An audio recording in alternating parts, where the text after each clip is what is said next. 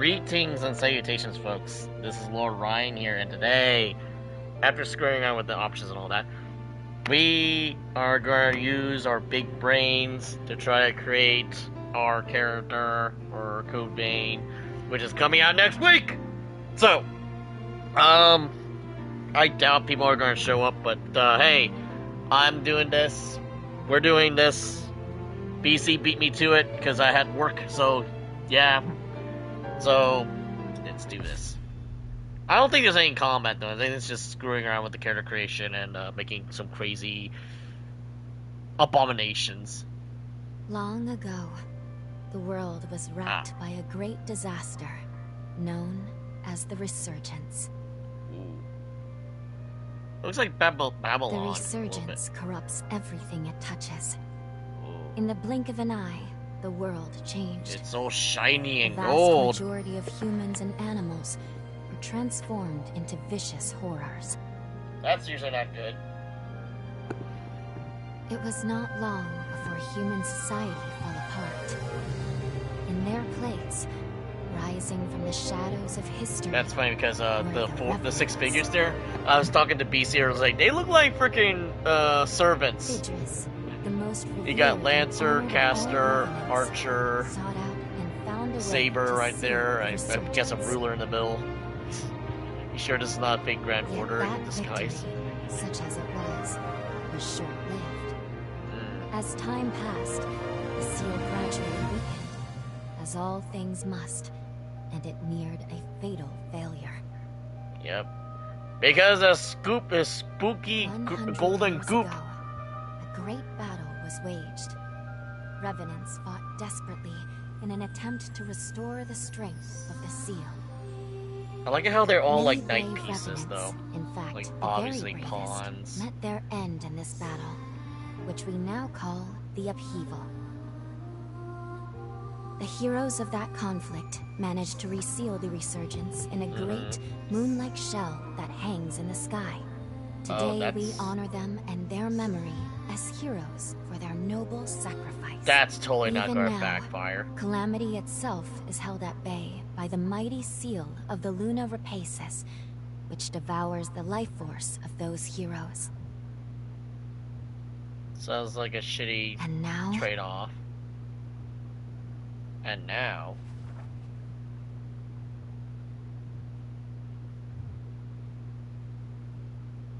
100 years have come and gone since the Battle of the Upheaval.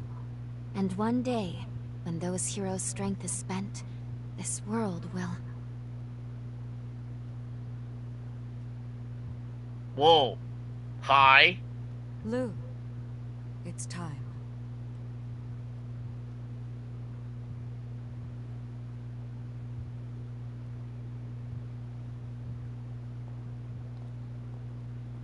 Wait, are her legs mechanical?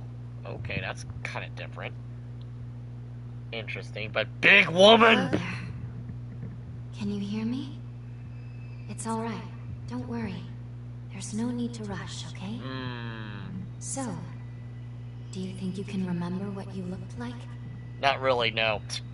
I've gone through so many customization back in Code Vein 1, I don't remember. Let's start with basics. People voted for waifu, we're gonna do waifu.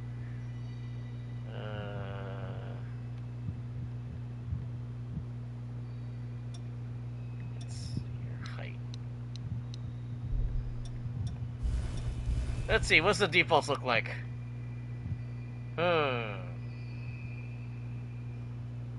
Interesting.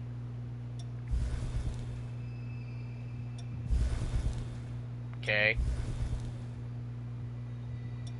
Cool. Alright.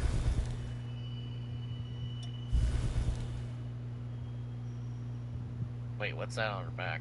Oh.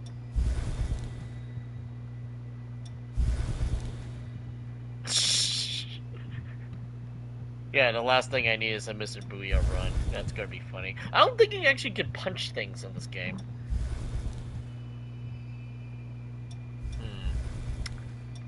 Well, let's go start with default here. And see how we go with messing with this around.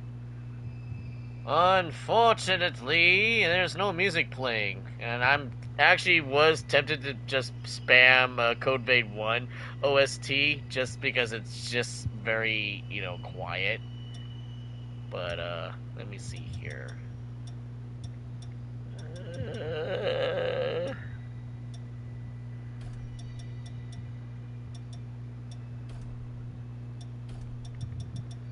Okay.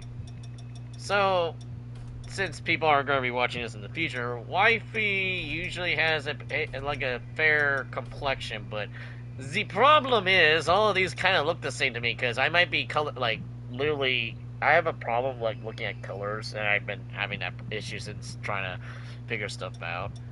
So if you don't look closely, for example, there's midnight blue and dark blue, and then there's completely black, right? My character's hair usually has dark blue hair, but if you look at it normally, it looks just black. Unless you put light on underneath it, so... I don't know.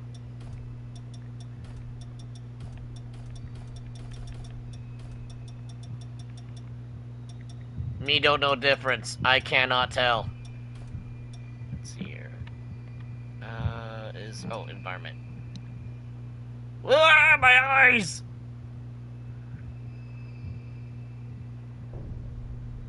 Whoa.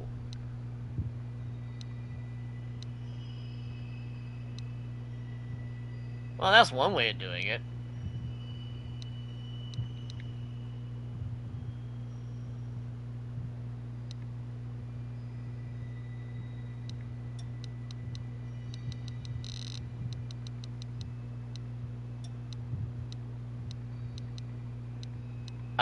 Oh, there's a weather system.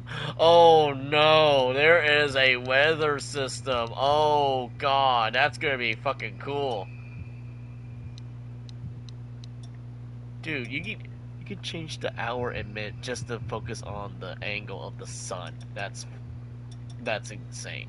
Okay, but we're not doing that. We're doing the hard thing first. So, let me see here. Oh, no, not again! Ah, my eyes! My poor Asian eyes! Ah! The light!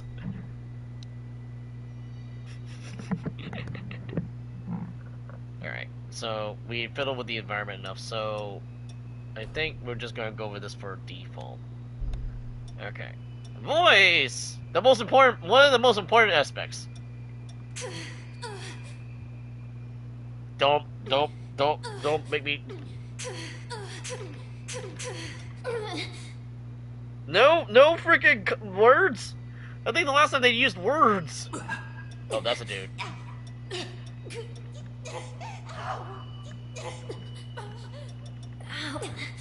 Ow. I'm leaning towards 12 right now. Let me see here.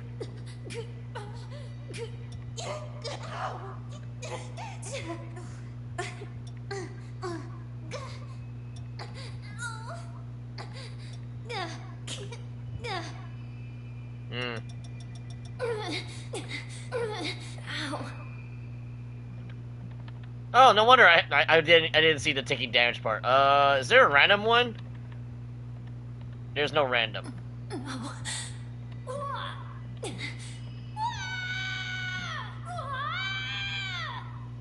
Yes, the death fall because gravity.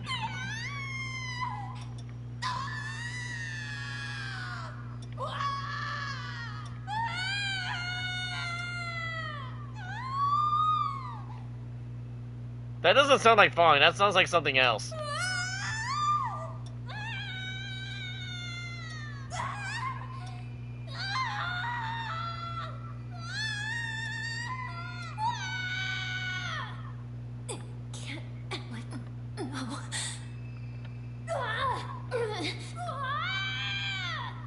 Okay, without it being very weird. Okay, so, basis. Let me see if they have the hairstyle that she initially had originally so I can fiddle with it from here. Oh, whoa. Keep forgetting the controls are a little wacky when it does this. Okay, so, whoa. Huh. Yeah, we're not making Tira Valerie here. Sorry, that's another character I have, but yeah. Let's see here. Oh, here we go.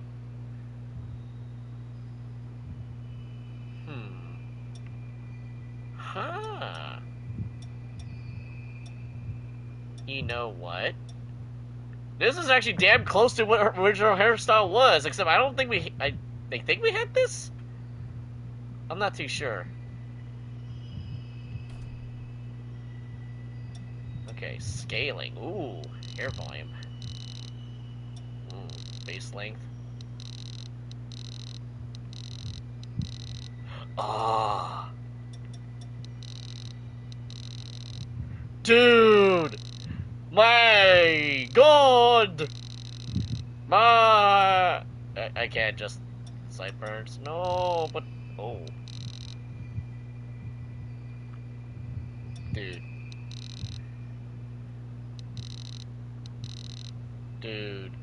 dude. Okay, hold up. Do they have my haircut? Close enough. It's kind of close to my haircut. That's on the short side.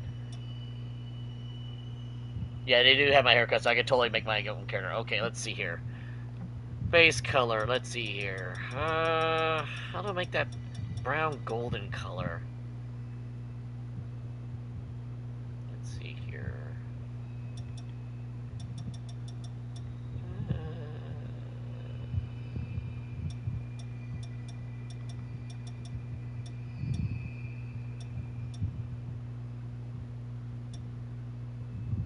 Hold on, I'm trying to remember here. I'm trying to remember, was it darker from the... Yeah, it's probably darker from the roots of last time I remember here. Hold up. Sorry, I'm just gonna put this as a placeholder. Mind me. This placeholder, I need to make sure this is the right thing. What you cooking up with this? I am trying to start out with waifu here, because people have demanded it. But it looks like the highlights don't really affect too much on the thing here, so I might have to fiddle with the highlights here. So let me see here. Whoa. Huh. No. Too much.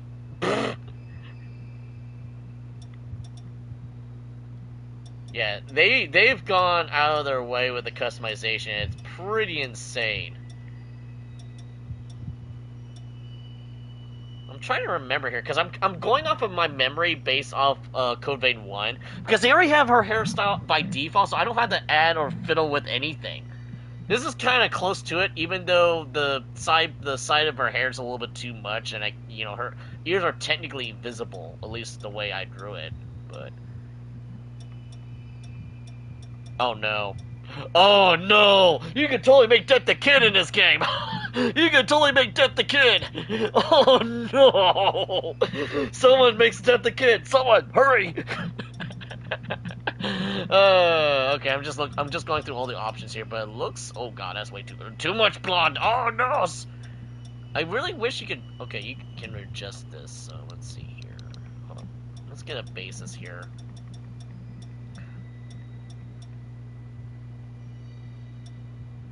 I'm probably leaning towards this, and then okay, I gotta get rid of the blonde here.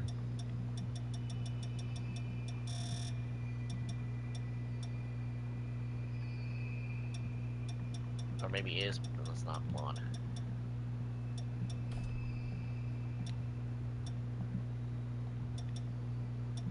Huh?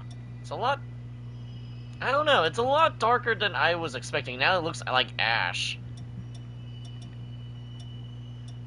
What the hell?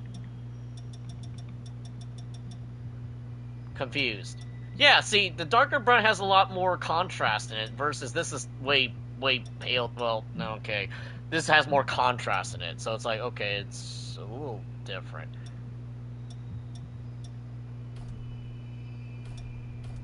In fact, I am actually tempted to do this.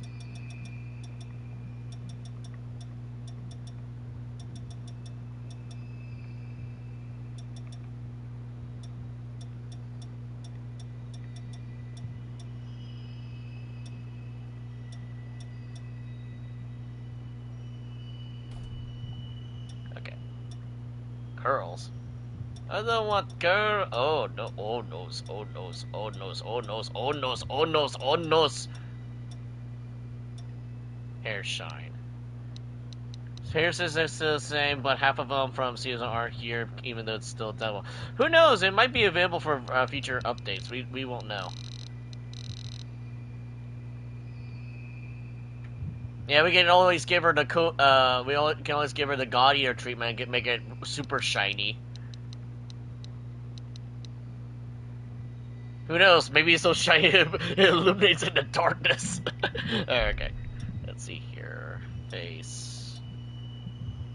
Okay. I cannot zoom in any further. I cannot.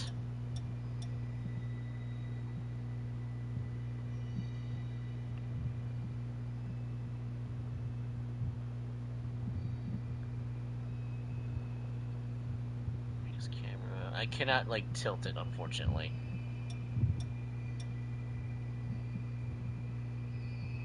I mean, the default one's kind of okay as it is. I just need to fix the eyes a bit. Well, actually, oh god, the nose is actually more perfect now. God damn it.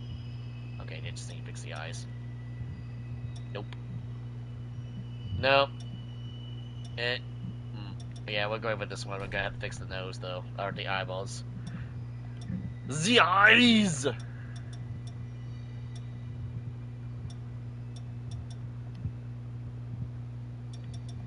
Let's see here.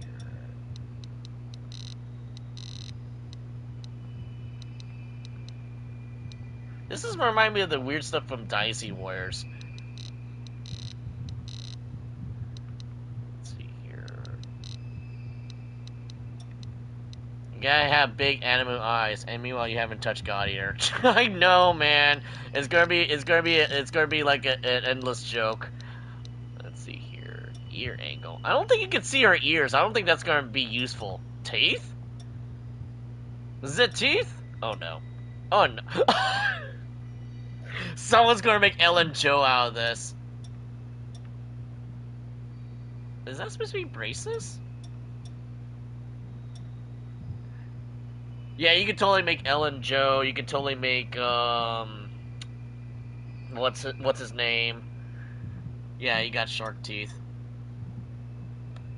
Wait, so I'm a little confused because revenants have fangs. So are we truly a revenant, or are we just like? Because the lore says that we're not in the same universe / world as Code Vein 1. Gargura, yeah, we could totally make Gargura as well. Okay. I wish you could fix the eyes though, like the eye style, because like, I guess it's stuck to the face. Nose is cute though, but other than that, no. Eyebrows. Anything thin? Oh god, no. That's the opposite.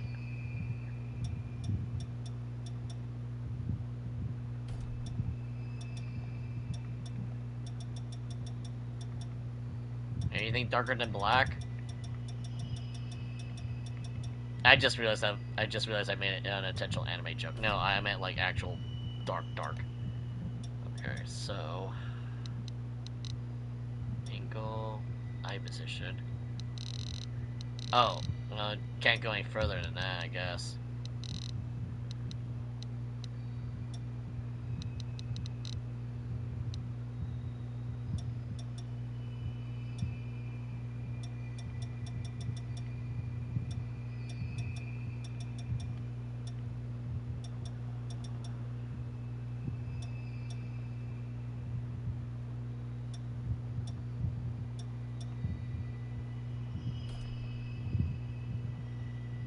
Actually, I'm going to do something kind of heinous here. Hold up a second here. So this is...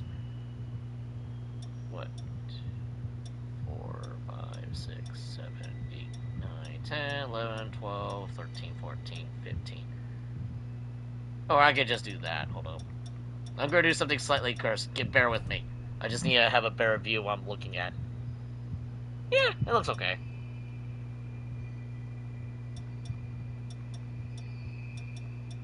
They don't really have my email as that's not the hair I was looking for, but okay. You can see, I can see people making bail out of that.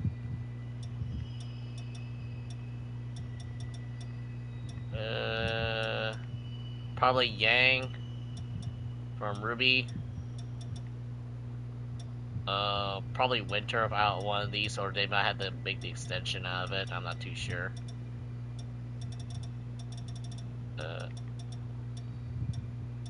I can see Tira, Valerie, but I think it's the wrong hairstyle because she's kind of crazy.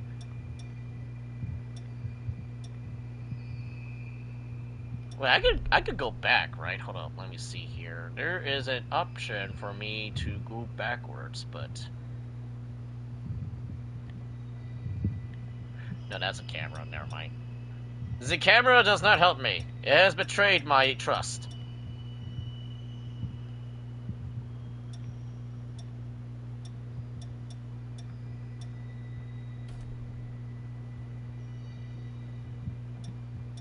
Okay, please somebody. Oh, I did not keep the. Oh no, that's the highlight thing.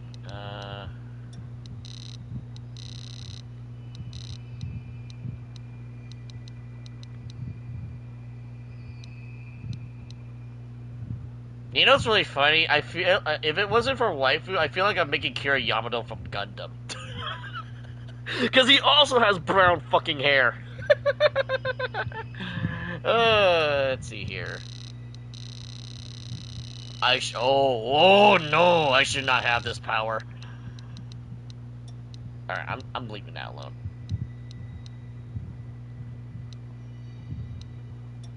Okay, I am not touching that ever again. Okay, so the face is still the same. Okay, good. Eye angle.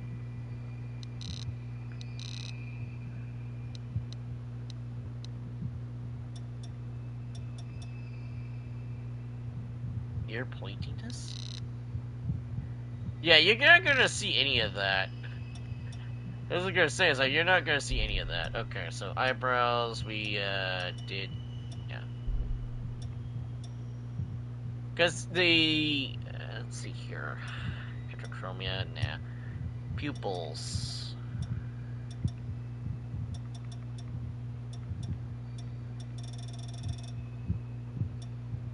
What the f- Oh god, that's like if you had marble eyeballs and they broke. That, no. Oh no.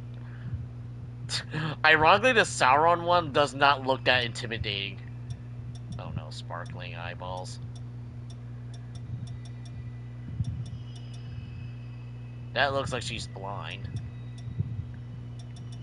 Shit, I don't really remember the irises. I remember it was kind of like default, but I gave her like purposely gave her glowing eyes. Color presets.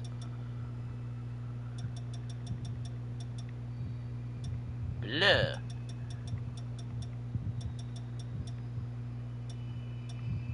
Oh wait, that's the wrong one. So let's see here.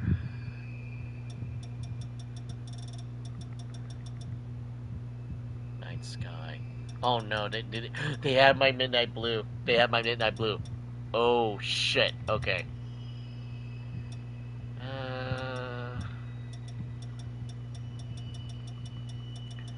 Cause she has like a sky blue color, but it's like really hard to get because I think it was based off Soul Calibur 6, and it was like,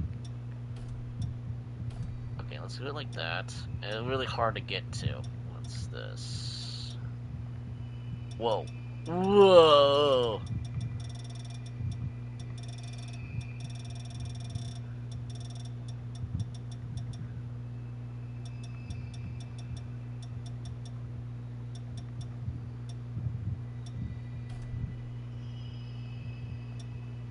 Azure, Night Sky, and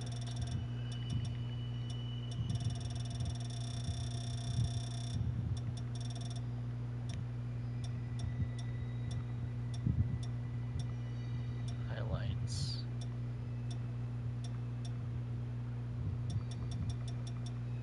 Oh god, we're going full anime here.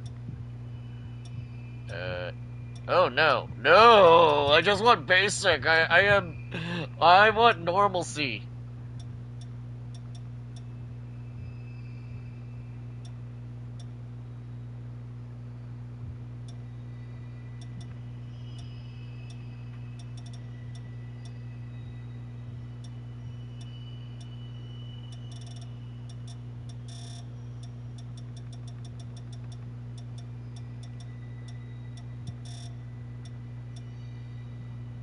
it looks fine without the highlights.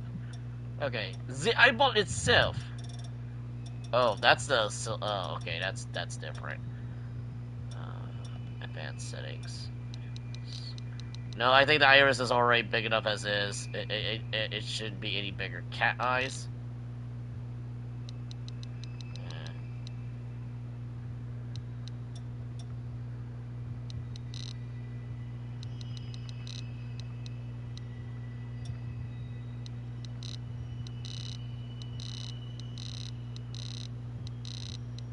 I don't know. I can't make her eyes glowy. Oh well. Actually, you know what? Let me change her iris size because it just seems way too way too anime for my taste. I'm like, wait a minute, her eyeballs aren't that big. Makeup.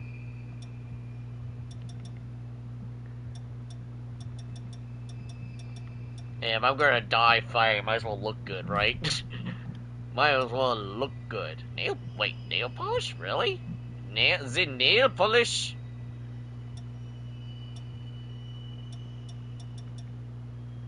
Yeah. As much as I like to see waifu be fashionable, it's not really the type to do that.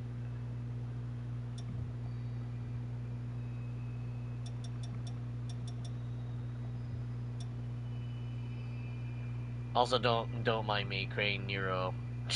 All these voices inside my head, burn bright, dry, then burn it high. Frustrations getting bigger. Bang, bang, bang. Pull my devil trigger. You know, one of these days I need to get like a thing set up so we can do like a karaoke nonsense. Devil May Cry 4. Yeah, well, okay. Yeah, that didn't come out until after that, but you know, makeup. I don't see the makeup. I don't. Oh, here we go.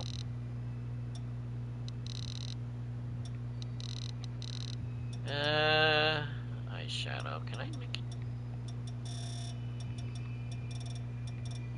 Is there a way to intensify that though? No, it's already intensifying. Lip.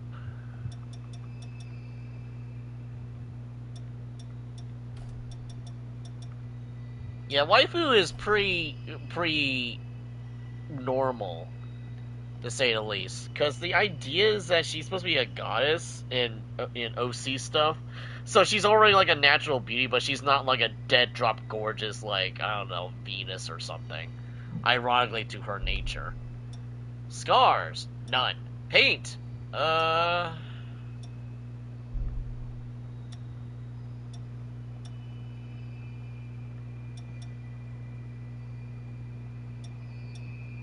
it's really subtle.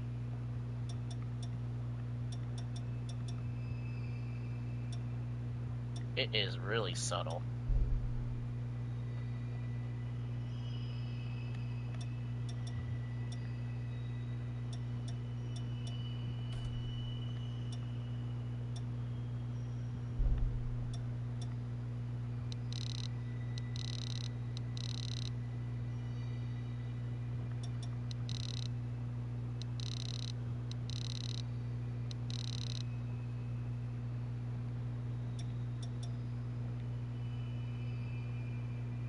Yeah, eyeshadow's kind of bugging me, so I'm just gonna keep the blush. Why not? Gold mending advancements? What? Gold mending? Oh! Oh! Nah. Paint. Nope, we already got that. Accessories. Oh boy, here comes the crazy stuff. Hats! We're gonna pretend like it's TF2. Oh, uh-oh. Uh-oh. We're gonna pretend it's TF2. No way in hell no one's gonna make Alucard out of that.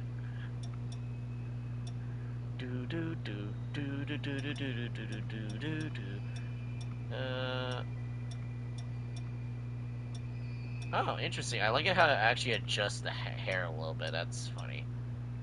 Okay, now this is now remind me of Sin Duality now.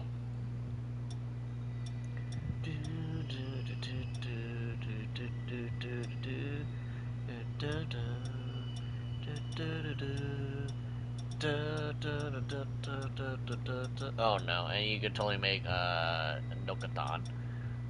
Hey, they brought the horns back from the God Eater stuff. That's funny.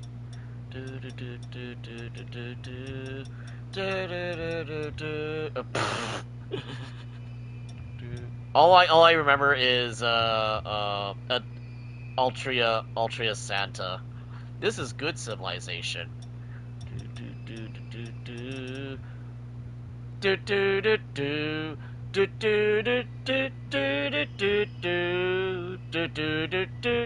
Yeah, we could totally make Joker out of this.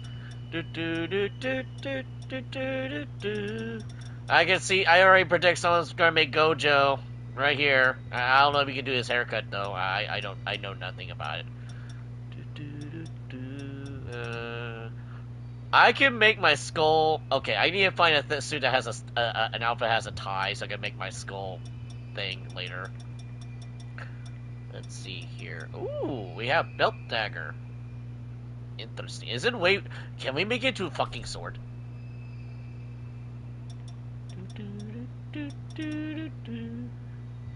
I can make Exizia properly.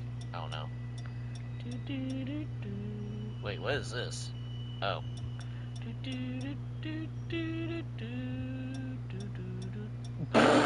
A golden onigiri. Okay. Okay, so it looks like a majority of the stuff's here. So, okay.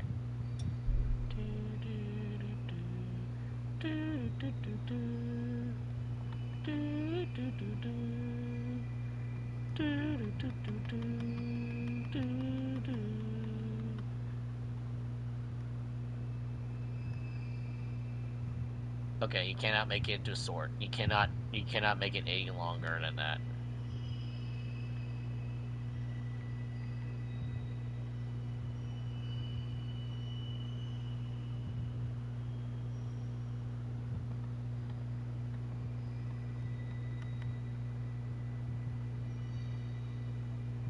Okay.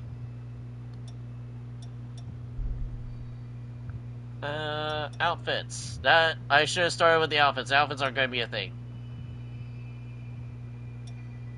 Alright, what we got here? Not bad. I like the shorts.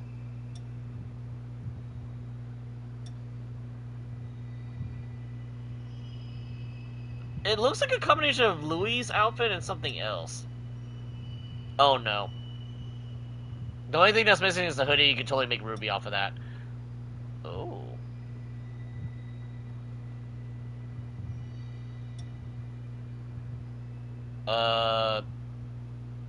Okay, that's different. Okay, that seriously looks like from a freaking looks like from damn it, what's it called? What was that game I was playing? AI Limit. It literally looks like the Star Alfred from AI Limit. We going to church? What? Of course, waifu default outfit. Gotta go with that classic. Bride. Oh no, they brought that back. Oh no. They brought that one back too. They brought that one. The goddamn towels back. Of course. Yep, you gotta bring back some of the classic outfits back. Okay, so I'm leaning towards this because it looks more styled. I wish there was a tie though. The gloves.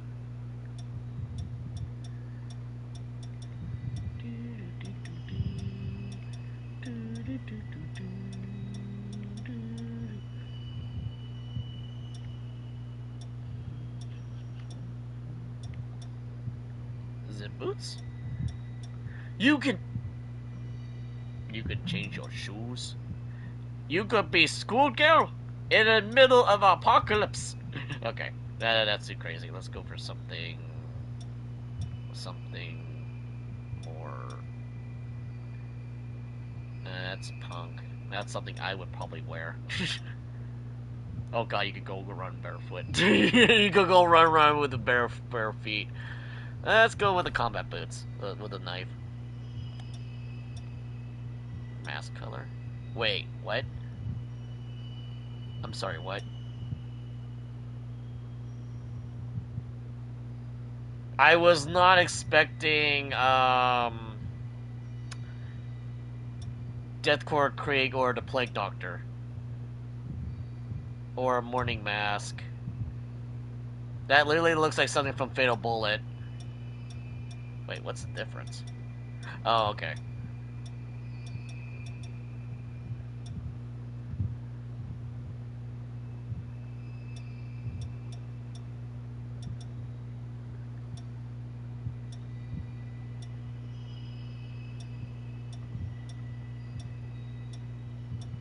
That's funny. I think I had this one as the default, back in on Code Vein 1. Yeah, it looks fine without it. Cloaks! You got me at capes. The capes? Okay, we dripping. We ballin'. We dripping good.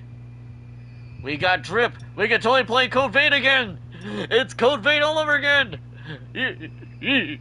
Okay, so we'll use that one. It looks good. Okay, so I'll have to edit the tie. Wait, what the hell? Oh.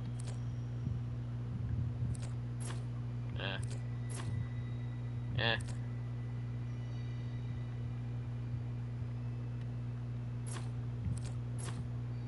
Oh, wait, is that a gun? Hold up. No, it's just a pouch. I was just gonna say like she has a gun now. Is the extra belt, immersion breaking. We probably want to keep it because I have a knife right there. Can never have too many swords. Okay. Alright, okay. Reset. Why do I want to reset? Physique. Oh boy. Okay, as much as memeable as it is, I am not really into thick ladies. I prefer not to die, thank you. I feel like the head's a little bit off. Hold on. Oh. Change. Oh, whoa. Okay. That's not. Base. Oh no, we're going curse range, aren't we?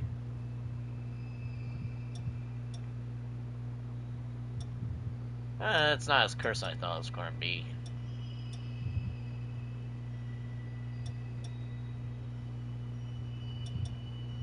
Yeah, you want extra thick. Doesn't have to be a supermodel, but that's close enough. Edit body proportion. Oh dear God. Oh boy. Whoa, I have no idea where I'm controlling the camera here. The camera is fighting against me here.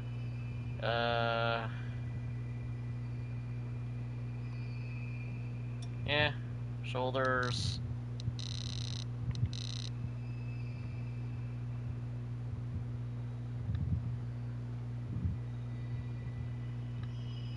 Problem with the jacket coat thing. Oh, hello. Hi. Stop it. I know she's cute. Got it. I know she cute. She cute and she kill.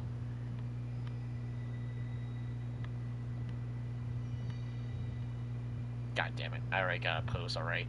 Hold up.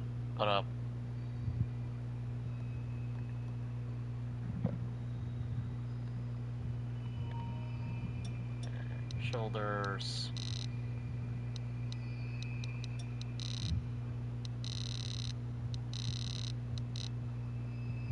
I think it's just the overall thickness, isn't it? Okay. It doesn't have to be too crazy. Forearms. Hold up. I need a better vantage here. Hold up. I'm gonna do something a little bit more heinous here. Hey, there's no like outfit thing that will work better, okay? Just give me an idea of what I'm trying to work with here. This is temporarily. This is forever temporary. Oh good, the knife's still back there. Okay, so body size. Oh. Oh, yeah. Yeah, about that.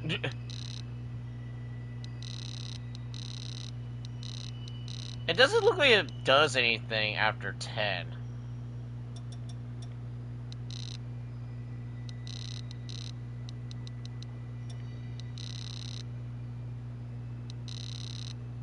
Yeah, it doesn't look like it does affect anything after 10, it looks like.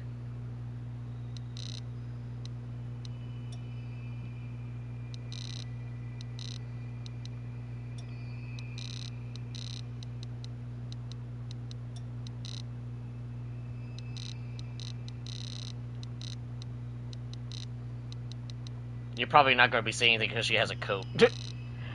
She has a coat on, people. We're probably not going to see anything important anyway. Alright, so... Oh no. Don't tell me you can... Is it going to be... Oh no. You can have that and the coat on. That's funny. It's stupid, but it's funny.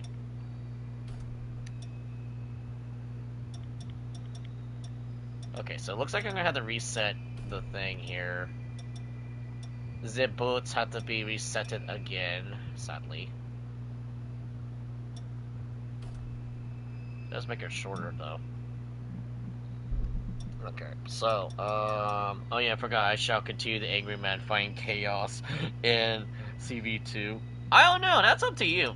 That depends, really, because I don't know how you can load character creation into the game, or it'll change the game a little bit. I don't really know, honestly. Okay, so... Oh, wait, that's right, she usually has rings on. Hold up. Hold up. Okay, I remember she had... Oh.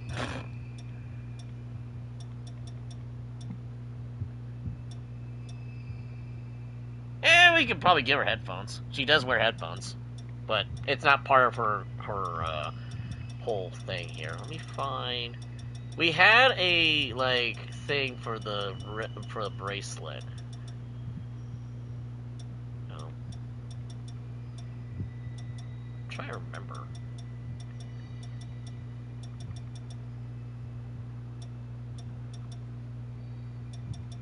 Shit, I'm gonna have to make a tie. But you can't make tie, this sucks.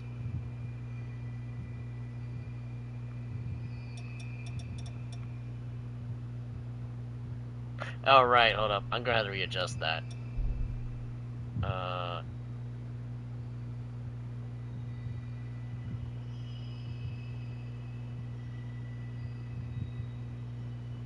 Oh my god, you can actually put rings on them, that's funny.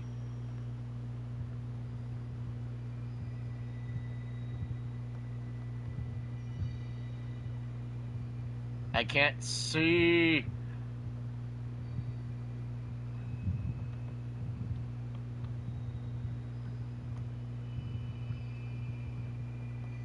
I can't see anything. Oh, no, I don't want to do that. That's the wrong angle.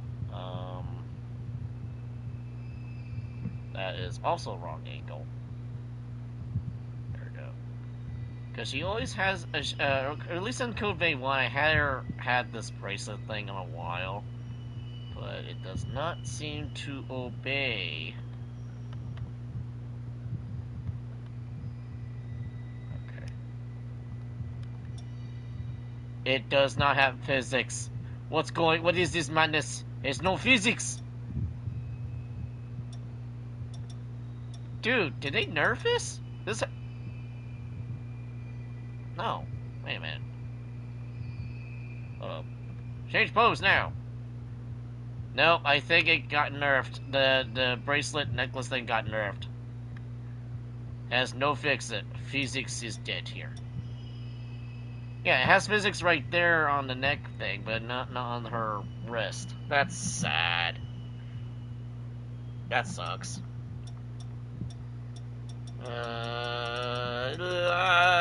Okay, hold up.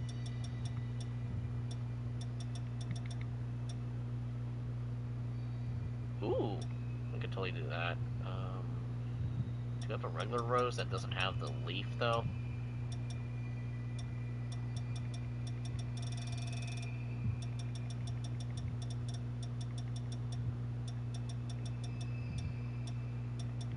Hey, Rox. I am making waifu here since everyone wants waifu to take the lead again. But I am saddened that the physics on that thing sucks. There is no physics on that thing.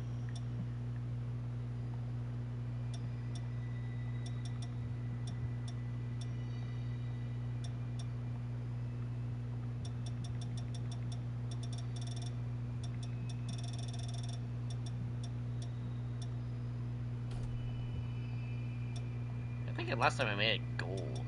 Let me see here. Where's the gold? Where's the gold?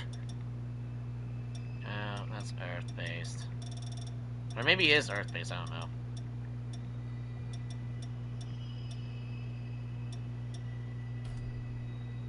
Yeah, but, okay, so the thing does not have any physics, so I might have to get rid of that, unfortunately.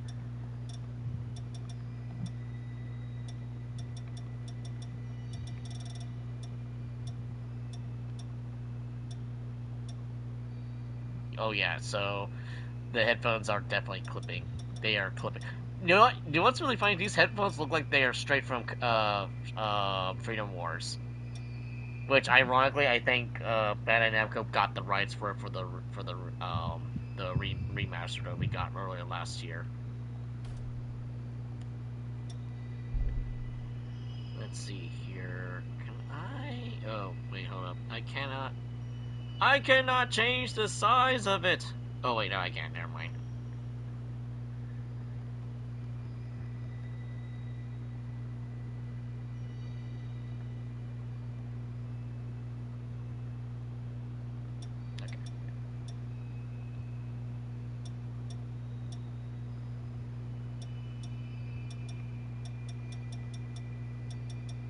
Oh god, we can go crazy here.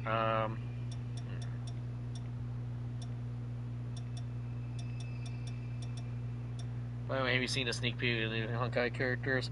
I unfortunately have been playing too much Enfield. I'm actually taking a break from it, actually. Playing too much Enfield. I was actually going to stream later on, but I do have to work on Fate Grand Order stuff, because we got 4 days left until the Samurai Remnant collab ends. I don't know if I'm going to get rid of the headphones, because it's clipping pretty badly through the jacket, I'm not going to lie. It's cool, I'll probably use it on my character, but, you know. Actually, hold up, let me see here. This is not the time to experiment with Neko waifu here. They look very good. Unless it's special form, unless it's special form, Silverwolf, I still need to finish the story, that's right. Yeah, I kind of gave up on trying to get, E6 Archer, because I had to save money. Let's see, where is the, thing here?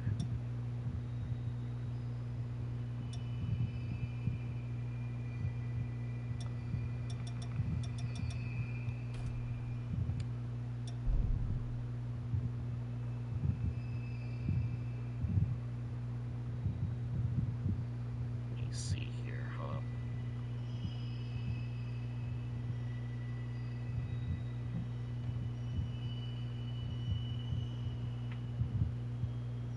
Oh, where'd it go? Oh. Why is it all the way over there? Oh, wait a minute. Why is it all the way over there?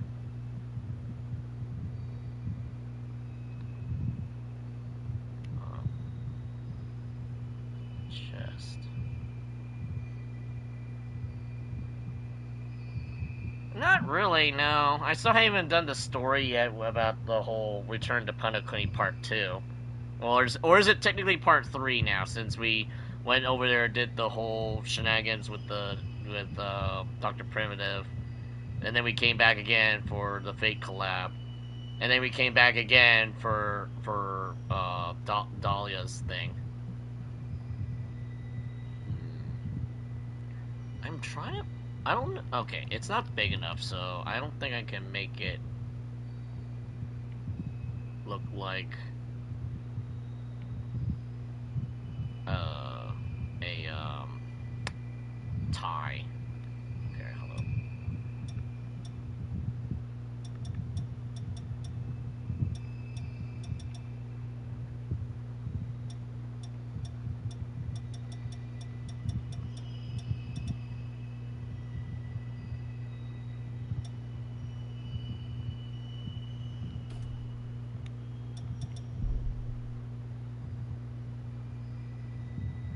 hello. You can totally make it into a ring. That's funny.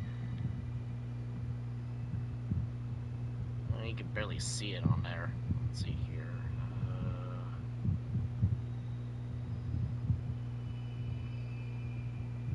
Oh, no. That's a bad thing. How do I reset it?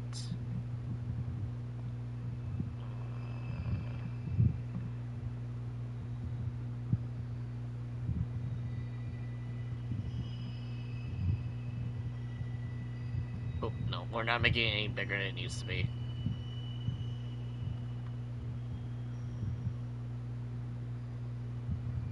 Yeah, I know. How are you supposed to see the armband if she has a freaking cloak on? I don't know. For cool sake. Let's see here.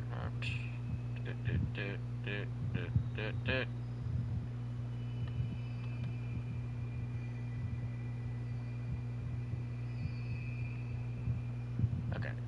It's fine. Okay. Testing. It's so quiet. Yeah, because it's character creation. I was going to play some random Code Vein music, but I don't want to get flagged. So, you know. Plus, off of YouTube, ads might play. I don't want to get in trouble.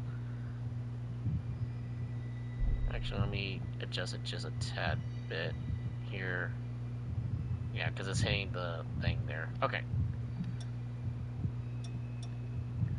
Alright, sadly no tie, but I do need to get the one thing that she has is her flower brooch thing that she normally would have above her tie, similar to my character having a skull over his tie. It's kind of like the little brooch thing you have like if you were like in Boy Scouts or something, that you put over your handkerchief so it doesn't like, yeah, it's kind of like that.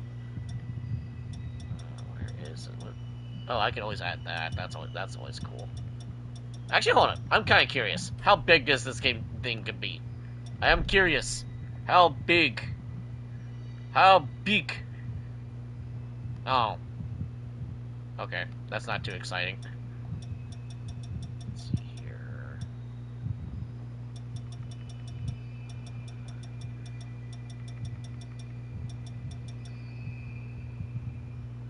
Oh.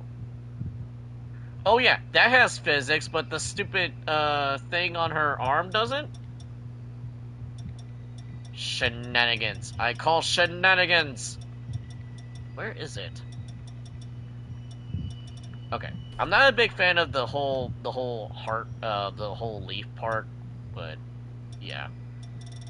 Let's see here. Oh, whoa.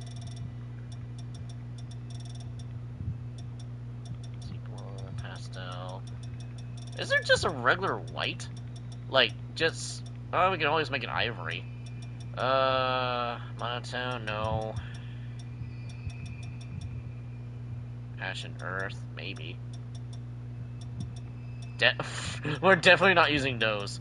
We love suits. Well, here's the thing. Canonically, she doesn't really wear formal attires like this. It's only... this technically only happens after the marriage happens. And that's like a big, massive time skip. Let's just say she adopted, like, she kind of adopted the idea that, hey, you know, dressing up kind of cool doesn't hurt, and it actually makes her look kind of sick. Like, yeah, because my character has all these, like, trench coats and everything. It's, like, badass and all that. But it's, like, formality, but crank it to a 20 out of 10, basically. Like, the amount of outfits I try to create my character is, like, military uniforms with epaulettes and everything, like, very formal and, like, super over-the-top, like, clothing. Not to say it's, like, gaudy, but it's like, yeah, my character's taken seriously with looks alone, just by spotting him.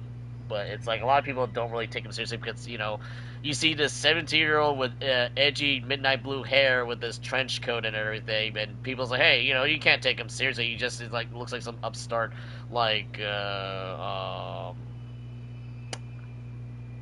what's the term? I just lost my train of thought. Like, a spoiled brat. Yeah, my character's not really a spoiled brat. In fact, he has all the money he wants. He just doesn't really use it. The joke is that my character is so freaking rich, is that, you know, he doesn't really know what to do with it. So he just buys stuff that he likes, like what I do, like manga, entertainment, and all of that. There is a joke that Death's kind of lazy in his job, and he doesn't really like doing his job, but he's just like, eh. Just death existing, you know, death occurs normally, and it doesn't. The joke, the even funnier is that my character doesn't have to have the idea, and the lore is that my character doesn't actually have to kill you in order for you to die. Just him existing allows death to work, similar to how all the gods and goddesses of the pantheon just existing allows, you know, natural things to occur. You know, like Mother Nature, oceans, you know, fathoming, and, you know, the moon being a thing. So, that's a little bit of lore dump there. I'm probably going to have to remind myself that later, because I'm probably going to forget about that. Okay, so, there's no real white color here, so I'm going to have to do it like this. So, I think this was, yeah, it was in the chest here.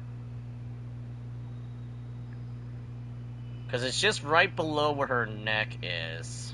So, let me see if I can do this right into one go. Okay. Almost. Because I want to really hide the stupid leaf part, because I really don't want to use it. Okay, make it smaller. Yeah, see, the idea is that, similar to my character, she has a little brooch thing that goes over her tie. If there was a tie. Just imagine this black line here with the buttons are is the tie. It's basically supposed to be like that. That is the illusion I'm trying to go for. Let me change the angle on this thing here. Again, I don't want to show off the stupid tie part here. There we go. Looks okay, right? Alright. Let me change the angle here so I can get a better look. It's clipping a little bit, but you won't really have a look for it. Looks like Kafka's outfit. I mean, okay, so if I look at the previews here, I can't really change the outfits, because if I do that, I lose all my progress. But basically, we have the default outfit. We have this, which looks more like winter stuff. We have this, which looks like a combination of two separate, like, outfits from Code Vein 1. And then we have this, which looks like a scav or, like, smithing, engineering. We got this one that literally reminds me of Ruby from Ice Queendom. The only thing missing is her hood. There's this, which, to be honest, reminds me a bit of God Eater and Freedom Wars. It reminds me a little bit of that, minus the chains. This one seriously looks like from Fatal Bullet. And funny fact, all the games I'm listing right now are from Bandai Namco. Yeah. So, it could be like a combination or like a continuation, spiritually continuing some of the outfits that were really good from those games. Like, this one's literally seriously looks like straight out of fucking, I don't want to say Wolfenstein, Killzone, but the wrong helmet. It doesn't have, like, the glowing eye visors or anything. I'm pretty sure you can, but I'm not willing to change the thing. This one looks like something from Bloodborne. I can't think of anything. And, of course, Choir Boys. Don't ask me why. This one's literally the first armor set you get from AI Limit, minus the hoodie. This without the if you don't count the stock, it literally looks like from AI Limit. A little bit, minus the red armored gauntlet part, which I'm pretty sure someone could easily make Marissa. And then goth dress, if you want to do that formal aesthetic. And then we got one of the classic outfits from Code Vein 1. That was waifu. This was waifu's default outfit in Code Vein 1, except I think there was asymmetry with the boots, so that kind of bugged me a little bit. Another outfit from Code Vein 1. That's another one. Yep. And of course, the infamous towel that we got for free from Code Vein 1's update. That everyone was so pissed off that, oh, we never got it was JP side only because everyone was afraid, oh, it's too risque. It's like, dude, it's a fucking towel. You're not seeing anything important. So, you know. Which is funny because Code Vein 1 was rated M. Don't ask, well, I guess like some of the enemies have big booba, but you know, it's a standard thing for like this kind of game. They're not afraid to show that. But it's not like you're seeing anything interesting. It's not like freaking Cyberpunk or Baldur's Gate. You're not seeing anything too interesting. So, you know, wink wink nudge nudge. But yeah. Okay, so I'm not gonna fill too much of aesthetics here. I am checking the time here because I would like to see how I do my character just in case. We're only So this alone, just doing accessories and the outfits only took about an hour. That includes the hair, the makeup, or, you know, lack of makeup. Oh, color presets.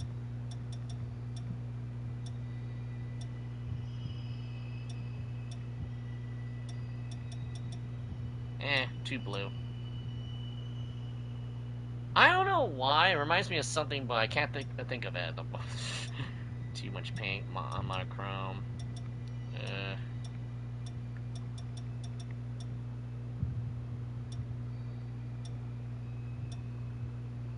But yeah, I do like the idea that some of these outfits you can actually alter. Like, you can actually get the suspenders off the leggings there. You can actually, like, adjust stuff. It all depends on what you're trying to go for. So, let me see here. What is this effect? Okay, so that's the coat.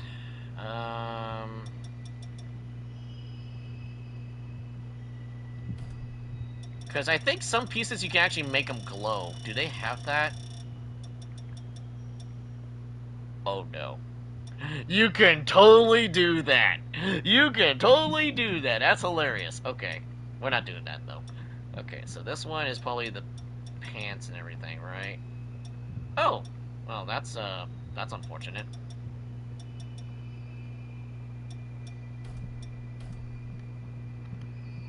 Not what I was expecting. So this red must be the... Okay, it's the magenta, so yeah, it's this part.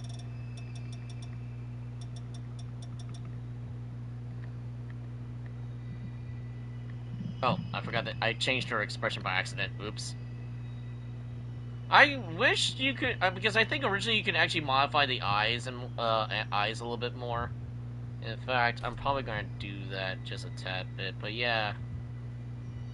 I am actually happy that default hair for waifu is pretty much the closest thing I got to what she had originally in Code Vein 1. So I don't have to add, like, bangs or anything, thank goodness. Because I think, because when I was looking at her hair earlier, it made her overall head shape look kind of ovally. And I wasn't really too big of a fan of it. Because back then, you couldn't really change, like, the size of your hair. This, you can, which is kind of cool. In fact, let me just show that off real quick, because I know a lot of people aren't really planning to get this game. That I don't know, so... oh, now that's the face, sorry. Wrong one. So, you can choose haircut, you can choose how long or short, and it depends on what hairstyle you're going for. Unfortunately, this is not one-to-one to waifu's hair, unfortunately, because, oh yeah, you can change how much hair they have. But, unfortunately, I want to say this is about an 85% accuracy to waifu's hair, just because it's missing, a tad bit other stuff, and her, what's the term? I'm not a hairstylist. The side of her hair, is covering her ears. Because what little pictures I've shown, her ears are still visible even with this much hair. Yeah. I mean, from the side, you can obviously see it from there, but it, like from the side here, in fact, can I... No, that's the bangs. Yeah, so you can only modify so much here, and this is as short as it can go. This is all you can go. But yeah, they do have my hair if I can find it. I don't remember. But yeah, just to show off the hairstyle because I think someone already beat me to it. So you have bald, balding, very short, and just flipped. Don't ask me why you have it flipped. It's too short. You got that. You have this. One dot. Typical shonen spiky short hair. You got this. I think it's an undok? Umpak? If you try to go for like a samurai. Shonen hero. Short dreads. That. If you want to try and make Captain Levi, I guess. I can't think of a character that has short hair like that.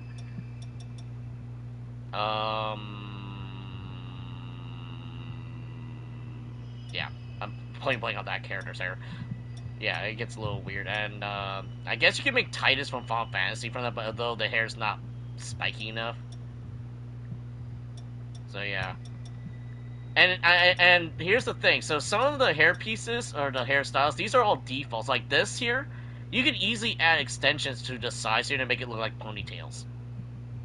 So you could probably potentially make Miku out of this.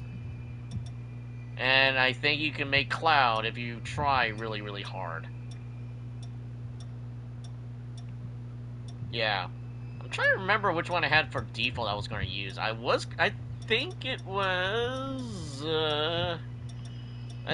this one. Though I'm not really a big fan of the left side of the bangs being longer than the right, because my character has like the emo cut, but you can still see his eyeballs. So I might have to fiddle with this one whenever I make my own character. But that is a time for, and then you have Android 18, I think. I'm drawing a blank on the character, but yeah. You get Japanese bowl cut. I think there's a character based off with this hairstyle too, but I kind of forgot. Another style too. A lot of these hairstyles are pretty good. You can always, like I just mentioned earlier, you can adjust the size of it too. Tira Valerie's character, another character I made, which ironically I didn't realize she was named after Tira from Soul Calibur, so that's not confusing at all. Big hair, big ponytail. This, I think this one doesn't have the ponytail, but this one does. I'm not too sure. But yeah, you could go crazy with this kind of stuff, and obviously there's going to be clipping issues, so you better be careful if you're trying to make something very big. Yeah. I think this hairstyle is straight from Sword Art Fatal Bullet, because I remember one of the characters Luke has that hairstyle. I'm not sure, no, that's not, no, it's, yeah, it's a different character, never mind. But yeah, it looks like they combined the things they got from not only Code Vein as the basis, but they also threw in some Freedom War stuff, God Eater, and Fatal Bullet stuff. And it's not made by, I don't think it's made by Dimps either, because Dimps make Fatal Bullet and Freedom Wars. So, and that's one. Okay, that's the one without the bun. But yeah. The hairstyles can go crazy, and the funnier part is that there's this here, and here's the thing. In the original Code Vein, you can only have so many accessories, and depending on the accessory, will take up slots. Here, you can have up to 8 slots of accessories. So you could easily pretend to be a anime character from that's cosplaying as a TF2 character with nothing but hats. You could totally do that, and I don't know if that's a good thing or not, but you could totally do that. And yes, you can make Nokatan from Nokatan. You can make that. I think someone in Code Vein, for Code Vein 1, someone made Vantius from Kingdom Hearts. Birth by Sleep? That one prequel one. Yeah, so like you can add hair accessories to it. You could go crazy. You could make Princess Leia. Or you can make Santa Claus, Vampire Santa Claus. You can make Rinka from Echinibio easily, or CL Phantom Hive. But yeah, and then there's a lot of crazy stuff. So, and here's the thing: these things are just on default spots. Can be anywhere else. So you don't actually have to have them like, oh, this is a neck piece. You can easily use a neck piece. Or you can easily put it like on their head or something. You can go ham. Like the little trailer showed someone making the King of the Universe from what was that called? Tomodachi. The one where you roll things in the ball and you roll people and buildings into it and stuff like that. They literally made I think the king. I don't know. I don't really follow the game, unfortunately. I know of it. So, yeah. You can even have a golden onigiri. Not just a regular one. A golden one. Probably dipped in soy sauce for all I know. Okay, so... Whoa. Yeah, I always get confused about the controls a little bit because the controls are a little bit whack. Okay, so this is... That's the metal, so let's make it a little bit formal here. Eccentric. Nope.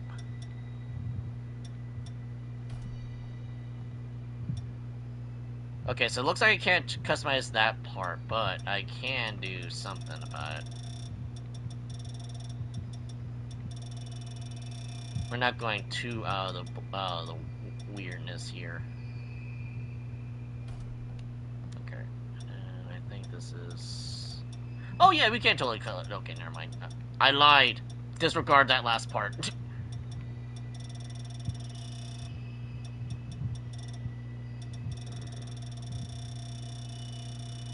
Also, I can't change the heart piece there. I think that's story related, so I can't do anything about that.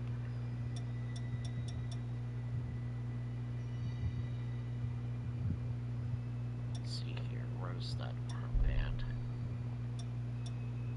Oh, I can't change the color of the armband. Oh well.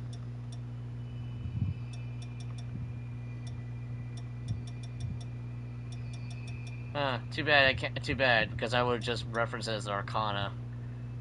That's that. Okay. So we were in the middle of doing this. Oh, yeah, but like I said, you can totally alter the piece of the clothing too. It depends on what you got. Let's see here. So that.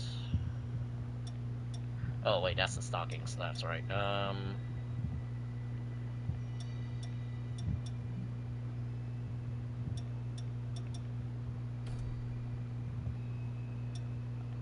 What's this? That's the belt.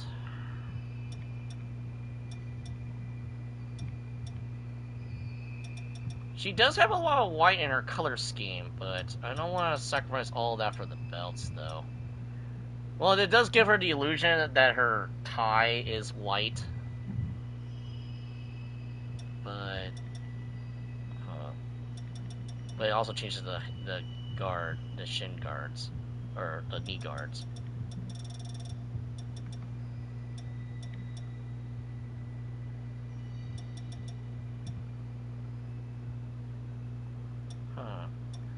I'll leave it. I'll use my brother's blue. He likes that color. Alright, and this one I think is the... Yep, it's the pants. I'm probably going to leave it as is, or maybe just make it a little... Yeah, make it a little bit brighter. Yeah. Okay, gold. Moonlight. Like guiding moonlight. Sure, we'll keep the gold in. She does have gold in her accents. This one is... Same thing with the pants. Okay. Pretty simple and straightforward. Nothing too crazy. Now, this is going to be a big problem here.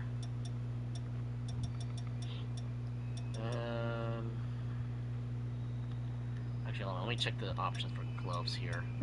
Alright, let me see here. We have whatever that is. No, one hand, the other hand, same thing. And that's the fun thing. You actually have mixed matches. So you can have both hands, but having a glove, you can have one or the other on either hand. So you can go crazy with certain aspects. I'm gonna go with my original take here with the combat gloves here, unless I see something a little bit more interesting, which sadly does not. Whoa, does not look like it. Bandages. That's clipping very badly. Looks like bridle sleeves. Those, armbands.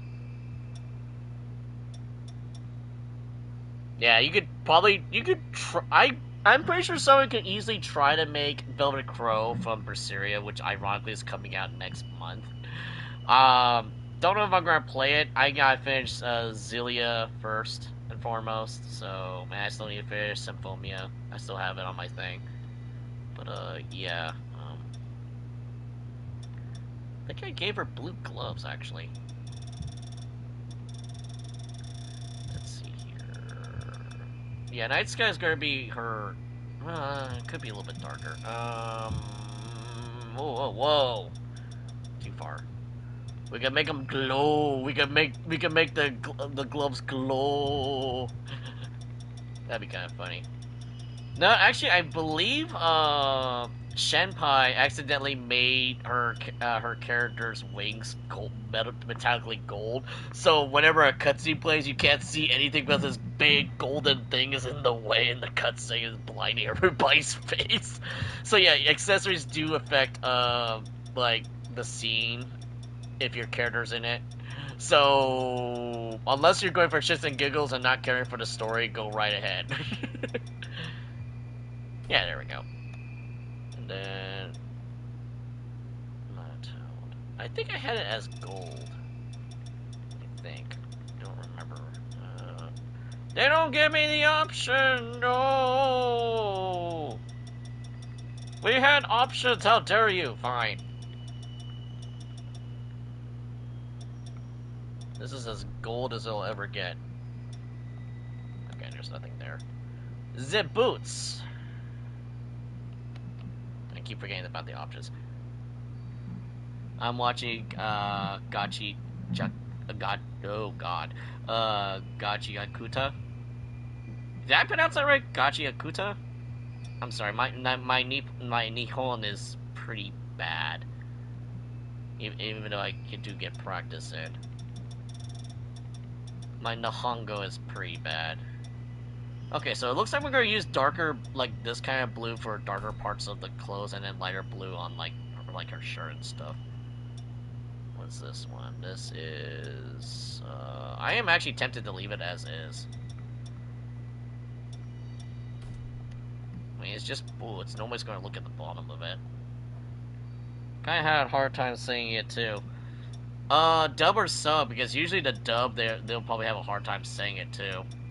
That's like, okay, so, a little bit of story time. Let me put a break here, because my hand's hurting here.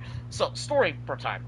BC and I have watched both the English dub and the Japanese version of Gundam Seed Freedom, the movie that came out last year. And the fact that they had the original Japanese cast from both Gundam Seed and Seed Destiny versus a different dub cast, because I think the original cast I'm used to hearing is from the Ocean cast dubbing. So like, say if you watch the OG Gundam Seed and Seed Destiny back early 2000s, 2006 ish, because that was from Bandai. I think Bandai was still Bandai, because I don't think it merged yet. I'm not too sure, but the way they... Okay, there's a character called Lacus Klein. In English, I didn't really care for her voice actress, but she was also in Double O's dub, Gundam Double O. And I vaguely remember if she was in Iron Blood Orphans' English dub. I wasn't too sure. This is around the time I wasn't really paying attention to English, the voice actors yet. But in Japanese, if you play Star Rail in Japanese, I think Himiko is voiced by Rai Tanaka.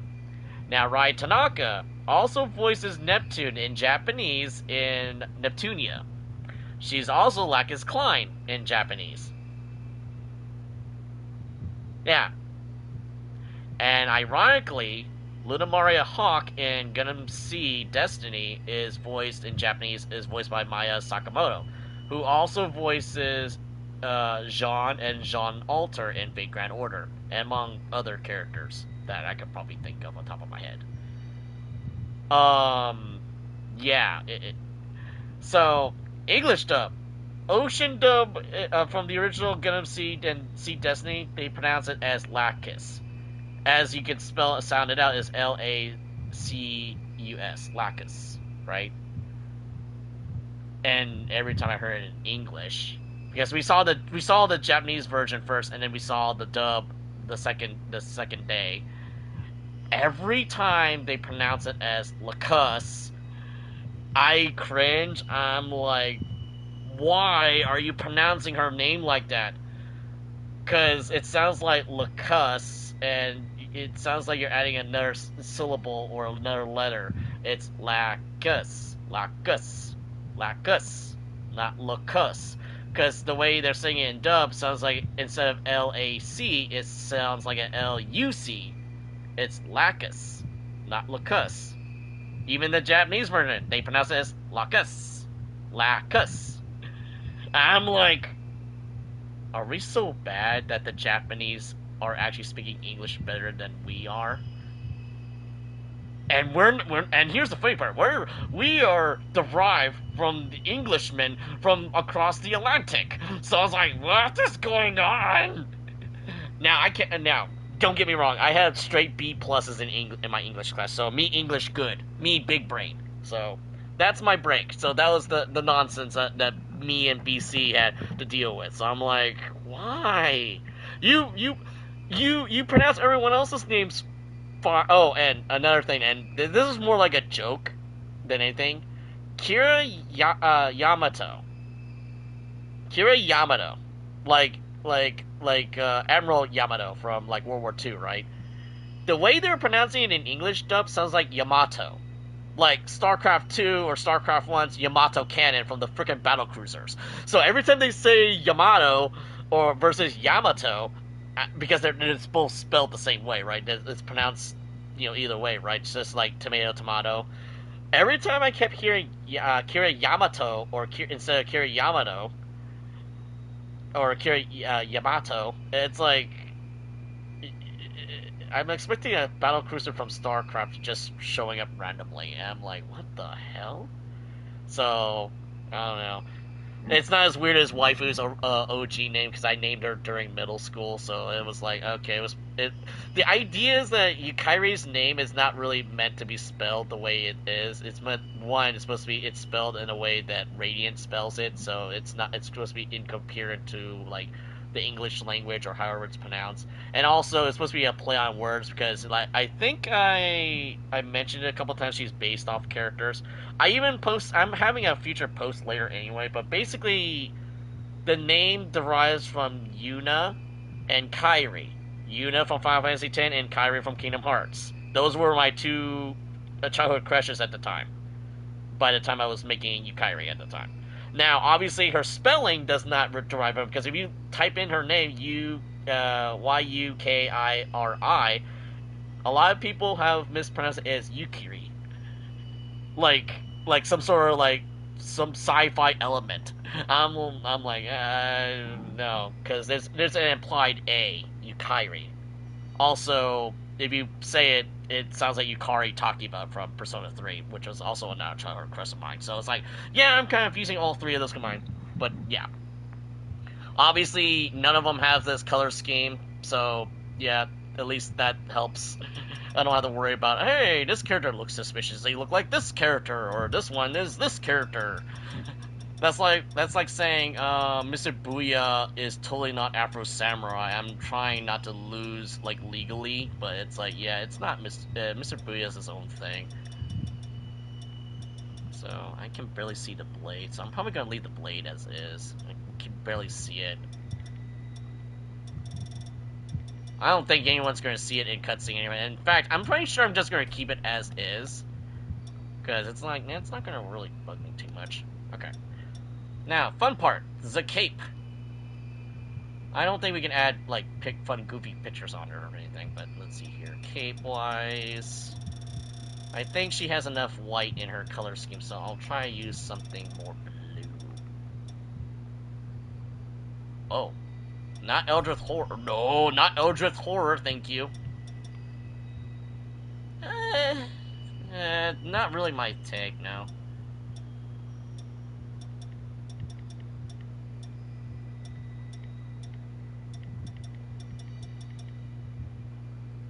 Grungy. Yeah, no. Blue blood, really? Punk. Uh-oh. Do they not have the... Oh, here we go. I was just going to say, uh-oh, do they not have the color? Do they not have the color? I'm like, uh-oh, did they not have it? Okay, so let's see here. There is a little bit of gold on here, it looks like.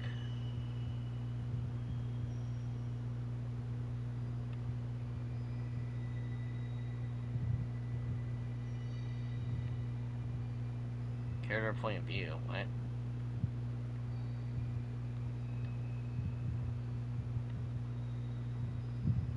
Okay, so let's see. This was probably this part here, right? Whoa! Yeah, no, we're keeping it dark. That's way too crazy. That is way too crazy. Where's the monotone at? Yeah, we gotta keep things a little bit normal here. I mean, wait, you know, actually, I can easily make it white, but how's that gonna work? Yeah, it's a little bit too much. I'll keep it as is. Now, this one we're just gonna change it to actual gold here. Ta-da! The closest thing we'll ever get to wifey, I think. I'm probably gonna change the gloves actually, because it just looks like she's wearing a really short jacket. Save, because I'm not going through that ever, all over the place. Okay. So, what is the time right now? Because I don't want to take forever doing mine, because mine sounds a little bit more simple. Let me check the timer here. So, it only took me almost an hour and 30 minutes to do this. Technically an hour 29-ish minutes, if you don't count the intro and me filling with the stuff here. But yeah, wifey is now finally done. Good God. And people say that the longest part of the game you take forever to make the character. Well, this is her iteration, so, you know, this is kind of like the closest thing we'll ever get to Code Vein 1. And yes, she's super pretty and cute.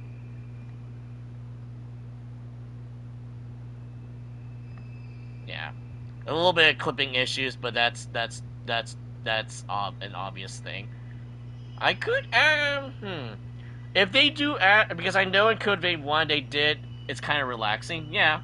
I mean, the music's always going to be good, but I didn't hear anything from Vamps from Code Vein 1, because that's how I got into the band Vamps, which is like a Japanese-English band. So, yeah. But, yeah, she's not vampire, because you can actually change the teeth now. So it was a little weird seeing waifu just chomping people with, like, you know, gutting them to death. It's like, yeah, this is like the opposite of her personality, because she's not bloodthirsty like my character is. I might change the color of the shirt, though. It's a little bit too bright. Yeah, let's just put, like, one color above that. Yeah. And don't forget to save, because I'm not doing that again. Override, thank you.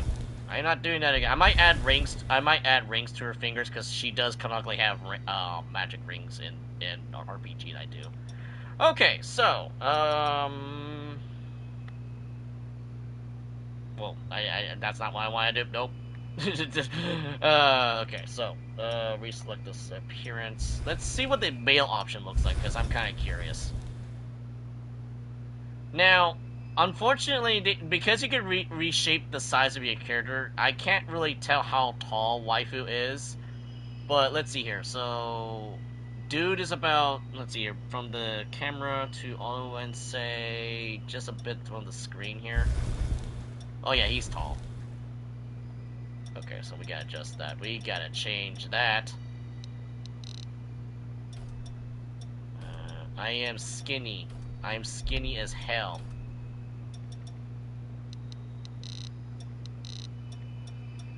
Unfortunately, my character myself is not like macho, but it's like, yeah, I'm a dude.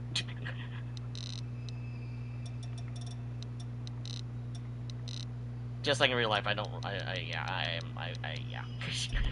We're not going for a 1-for-1, but yeah, body size. What? Huh? Huh? Yeah, I think going past 10 doesn't really do anything. I'm actually curious. Oh, that's fine. Okay, that's fine. It does give me a reference. Okay, let me see here. So let me see here. Because canonically, I'm only a few inches taller than Wifey here, so we're relatively almost the same height. Ironically. So let's see here. We got the physique down. Skin. The Edgelord is pale as hell. Oh god, that's way too damn pale. That's almost like shiny pale. We're not making Twilight here.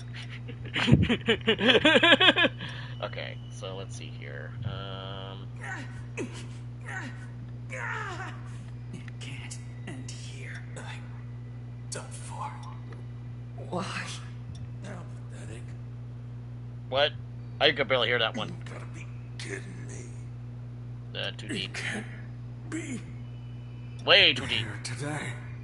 Is this what I get?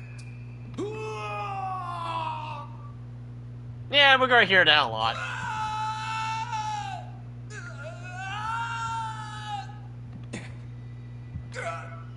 I screwed up. Not my day. Maybe. Let me put it as a placeholder. This sucks. No, this sucks. No good, huh? Too much energy. If we're going for canonical Edgelord here, it's less energy and more frustration than that. Way too high pitched.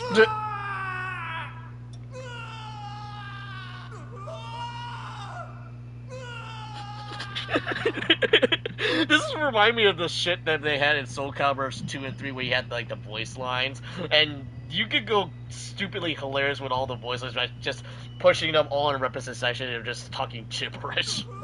Especially in Japanese, it's hilarious. In fact, that's actually how I learned my first Japanese like sentence from Nightmare from Soul Calibur 2. I think it was Taba Shiu Nishui. I believe it's like offer your soul.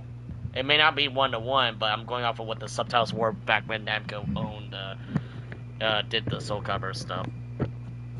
Oh yeah! Now that I think about it, I could pretty much think, no, there's not enough goofy parts to make Nightmare, that's right. There's no, too much thinking. Okay, so, hairstyles. I need to get the bases down, because I'm probably going to forget. Whoa! We're not making what's-his-name from Bloodborne here. Ironically, if my character actually cleaned up his hair, it would probably look like this. But... you gotta fix the face though. Okay, the face. Not too happy with the really bored eyes. Oh god, what the hell's with the nose? No. Oh my, okay. Nose-wise. I'm leaning towards this, but I'm not a big fan of the eye shape.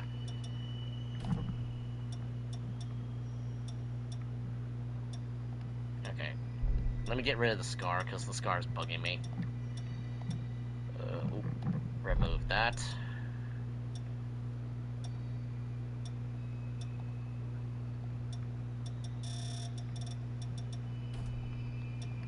Don't worry, I'll be adding to the hair because it's totally not making Sebastian from Black Butler here. All right, let's see here.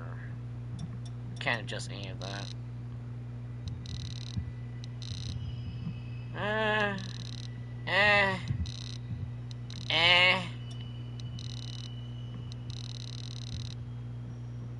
It kind of works, but I don't think it's past his nose. The nose, though.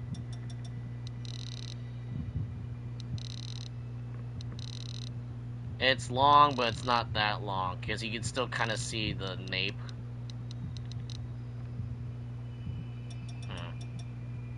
Hair volume. You're just making my head look big. Okay, let's see here. Color-wise. Someone already beat me to it, the Ruby Rose. Yeah, I mean, you can always make your own interpretation. That's why a lot of people said when I made Miki earlier in Soul Calibur, people said, oh, she looks like Ruby. It's like, not really, because her color scheme was originally blue and black. And originally she had dark blue hair and black hair. And I changed it to, like, black and red hair after she became a vampire. That's another character I might add later, probably next week. I still need to get find pictures and whatnot for it, but yeah, that's another character I'm probably gonna throw out there. Okay, I don't know about highlights just yet here. So let me see here. Oh no. Oh no! Oh, you should not give me this power. Why is it? Wait. Oh, I guess it's because it's darker. You should not give me this power. Speaking of power, I'm pretty sure someone probably already made Virgil already. Okay. Okay, so let's see here. It's a little bit too sharp.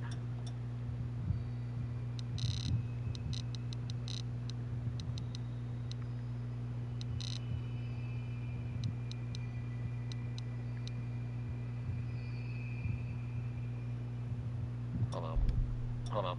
I gotta fix this because it's supposed to be on this side. See, the middle part of his hair is supposed to be going towards the right side of his face. So I'm gonna have to fix the sideburn on the right there. There, it's a little bit slightly more accurate. Okay, hair shine.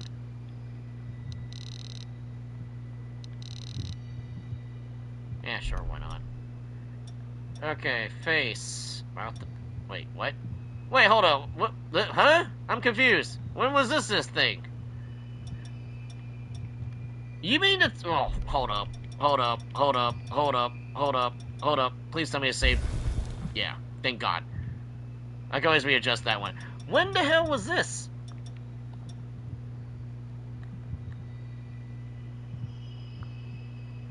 I mean, she's already perfect as it is, but come on now. She's already perfect as it is, and she's... Okay.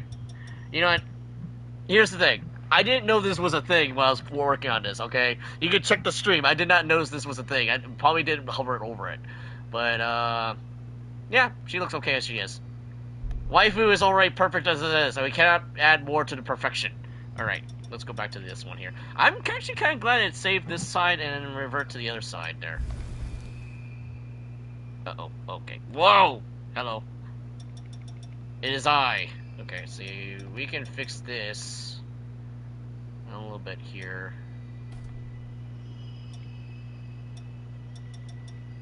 Oh my goodness.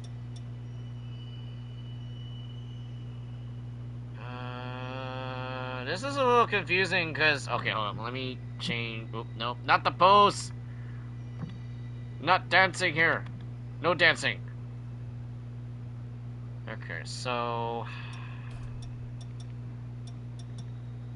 We can make a very long face. Because I'm also trying to find out where the ears are, so I'm trying to make sure it's balanced enough. But I might have to fix that here. Oh no. God, you could barely see that. But yeah, you could totally... I'm pretty sure you could totally make guts out of this if you really tried. You could... Ooh, excuse me, you could totally probably make guts out of this. I don't know how it'll work, though, but you can totally do.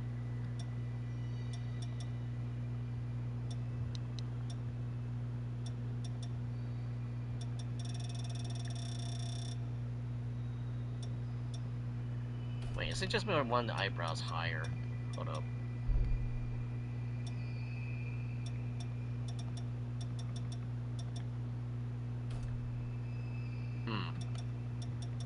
My mistake. Okay, so let's see here.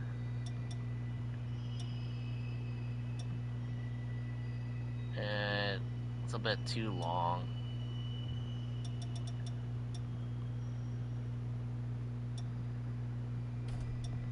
Okay, is there a way to adjust this down?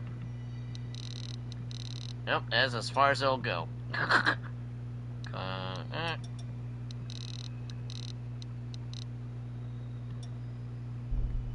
Okay, eyes.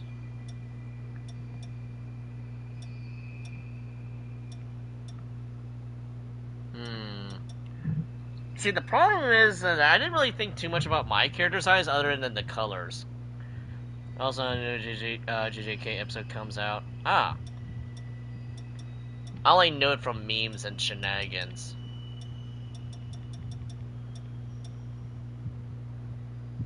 How do I make it kind of dead? Hold up.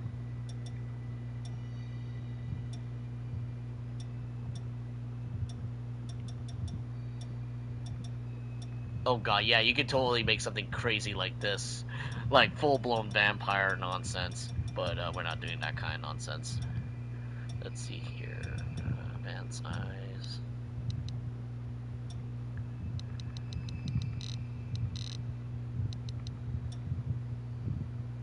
Position. Outline. What is this outline you speak of?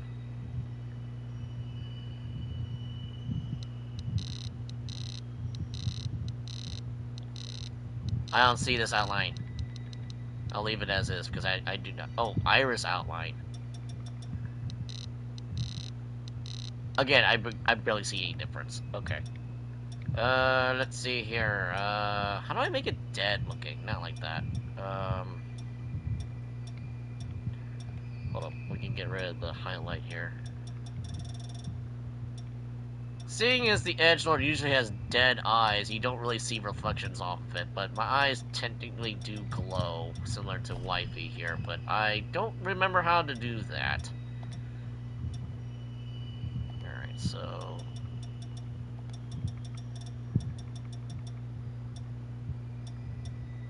You can barely see that. We got indigo.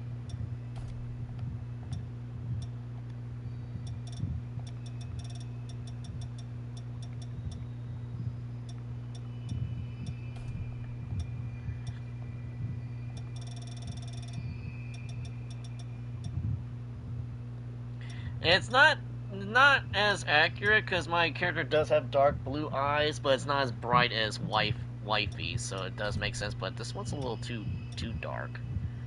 Like the balance is really off. Because it looks like this one's here is going to be like the iris part, but it's like kind of hard to find a balance between that.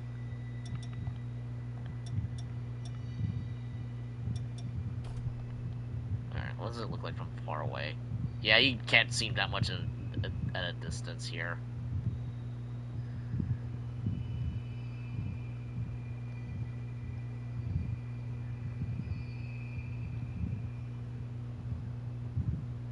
Okay, well, I'm probably not going to use this unless it's New Game Plus. Yeah, we're not touching that. Oh yeah, I didn't even check the face paints. That's right. Obviously these things.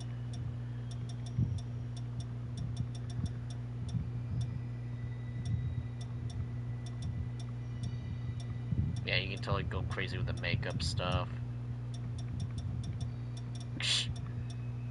The beauty marks, stuff like that. Lips, more stuff. Yeah, other weird stuff. Beauty marks, freckles, even. Crazy things like tattoos, war paint. Wait.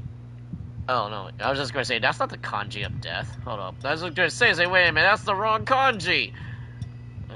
Crazy markings. Yeah, you can go ham with this kind of stuff. It can go crazy, but yeah. Accessories. I guess I'm gonna take another attempt with the goofy physics here. Hold on. Oh. Let's see, hats. Nope. Hair extensions. Oh no.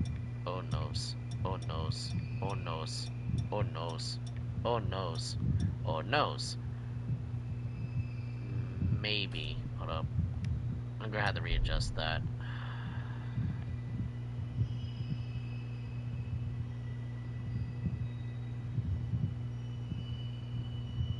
Bear with me, this is going to look a tad weird.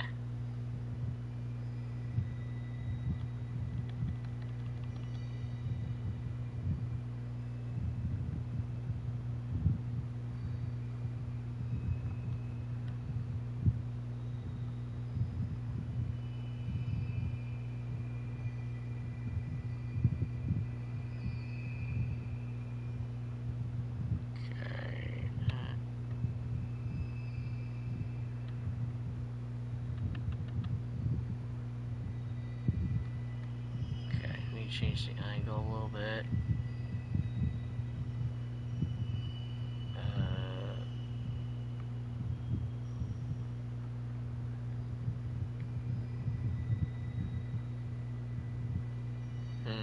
Hold up. I'm trying to remember here.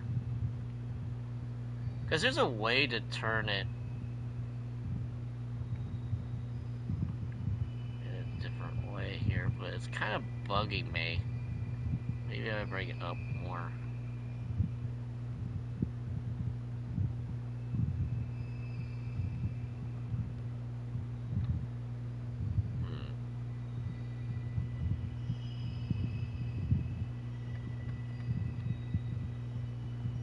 Okay.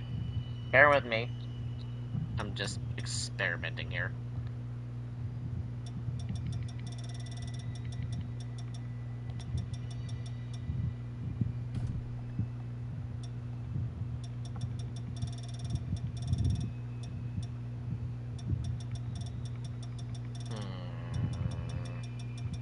It probably looks a lot better if I actually use the actual, like, color tone here, but it kind of sticks out, see?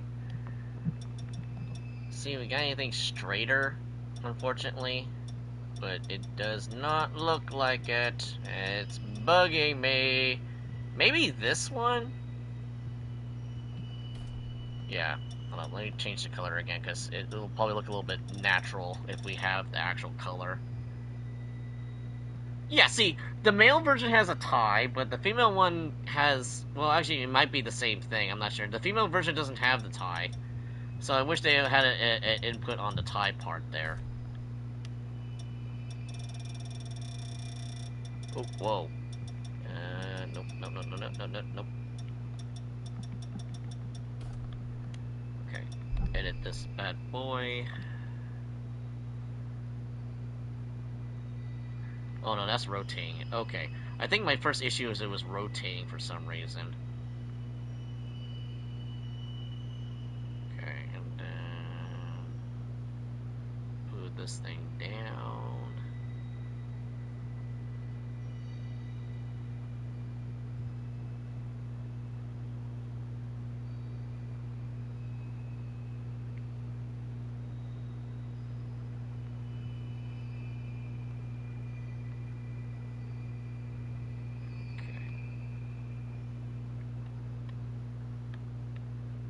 It kind of works. Sort of works. Not really. I'm like the last person that does this kind of stuff because I was like, it doesn't look as good as I was hoping it would do.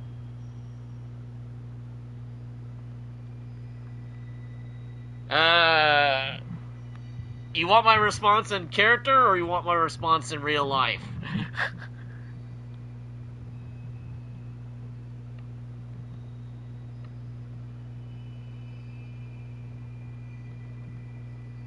Yeah, this is gonna bug me. So it's a good thing I'm not using my character here, but oh my god.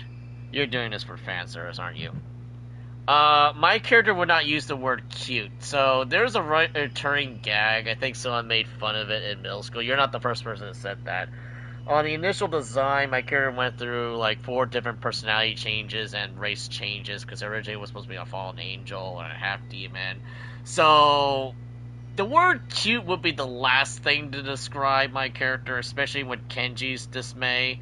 Kenji's name's going to be brought up a lot because he was like the #1 comic relief character, but he also has a serious character arc, and he actually has character development, unlike some of the goofier characters that don't just stay goofy.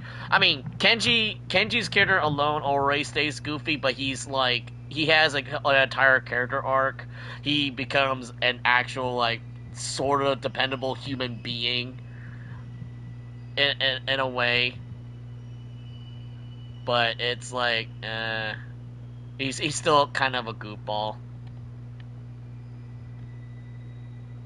Okay, I don't. Oh god, the idea is that I'm trying to hide this part here, but it's like I'm having a hard time hiding it. Maybe I make it smaller. Maybe. I don't know. Kenji thinks he's a real man. He thinks he is. He's a pervert, right? He's a down to earth pervert. Okay, hold up. Let me change the angle here. So that's my initial response. Now, I haven't really voiced my own character because I don't really do voice acting, but I have done. Okay, hold up. Sorry, I'm trying to do the stupid thing at a certain angle here, but it's not letting me. Okay, let's try this again. And shove this thing into my poor brain.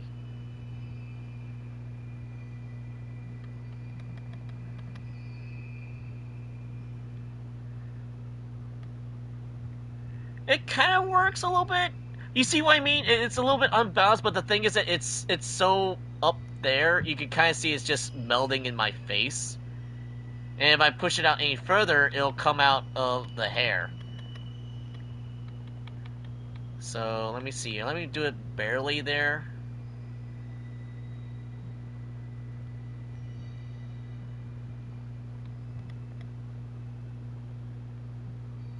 I mean, this is the most we'll get here to give the illusion it's still part of the sideburns here, but it's kind of bugging me.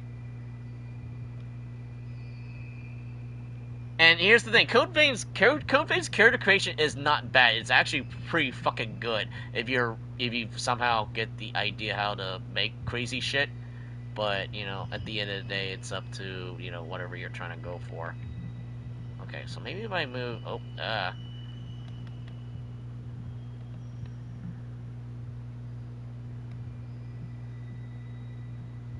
Okay, so let me get out of here. Yeah, let me see here. If you don't think too hard about it, it's kind of clipping, but you wouldn't really know if you looked at a certain angle. Okay. Okay, so I can't change the eye shape. So let me change this again. Because, ironically, that is the nose style my character does have.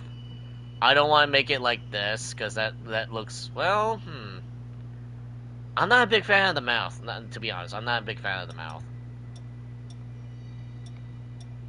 If anything, if any correlation is trying to go in mind, the basis for my character, extremely, I want to say a good 65-35% would be Lelouch and Dorkhood. If you fuse those two together. Yeah. I like John Bosch's Lelouch Lamperoux or Lelouch V. Britannia from Code Geass. But, sadly, I cannot change the eye shape, and as much as I would like to do that, I cannot do that. It does, however, allow me to change the chin size, because my character is supposed to be, like, freaking young. But he's also, like, a fucking stick, so it's like, okay. Because the nose shape is fine. That's exactly how my character's nose is supposed to be like that soft, round kind of like thing, but it's like, yeah. But the eye shape is like, it's not tired enough, I guess. Because remember, Edgelord is still edgy, so it's like, okay. Yeah, we'll give him the super smug. Expression-wise. Yeah. Yeah. Okay, so let's see here. Because here's the thing, and I don't know. Oh, whoa. I don't know. It's just me because the female outfit of this does not have the tie, which kind of bugs me. So I can actually do the skull thing if I can. Oh, whoa! If I can find it first. Let's see here. No, nope, nope, nope, nope, nope, nope, nope, nope, nope, nope, nope, nope. That is way too. I forgot it has the freaking camera tracking. That's right. Let's see here. No, we're not using a duck. Could have sworn, because I think they had something similar to that, but I never really added it to the Code Vein 1's version, because I was kind of being lazy with it. Nice hat. There's a lot of hats. I can even, if I really tried, I could easily make Alucard, also known as the Crimson Fucker. I'm sorry, too much a bridge would get to you. We can also try to make Anderson, but because they have the sunglasses for it. In fact, if I could find it, because I think that was around the time I was showing this off before you showed up, Rocks. You could totally make Alexander Anderson if I could find the damn sunglasses, though. That's a monocle. That's Joker. That is either Rinka or CL. Alexander Anderson or was it Gojo? Gojo? I think it's Gojo. Yeah, you can totally make Gojo out of this. Where the hell? I literally saw the. Oh. Yeah, that's close enough. It's close enough. It's close enough. It is close enough. Let's put it on the chest, because I think the last time I put it on the neck, there was a... Okay, so... I don't know if you're planning to play Code Vein or anything, but in Code Vein 1, there is a hot spring, and I had accessories connected to Waifu's neck. Apparently, things on the neck do not get deleted when you go into the hot spring. So, crazy things tend to happen. And... yeah. Also, why is this thing turning? I don't want it to turn. No. No. Why? Why are you doing this? Why? Huh? I'm confused. Why is it doing that? No, that's a scale. Oh, well, that is dumb as hell. Why would you do that?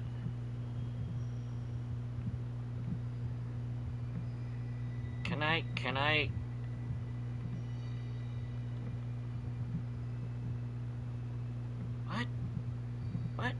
What? Oh, wait a minute. Excuse me. Hold on. Oh, wait. It has to be in the center. Duh. No, that's why it wasn't working the first time. Okay, I was like confused. Like, what the hell's going on? Okay. All right. Mistakes have occurred. We will through this. Okay, so this one at least is not as hard as the freaking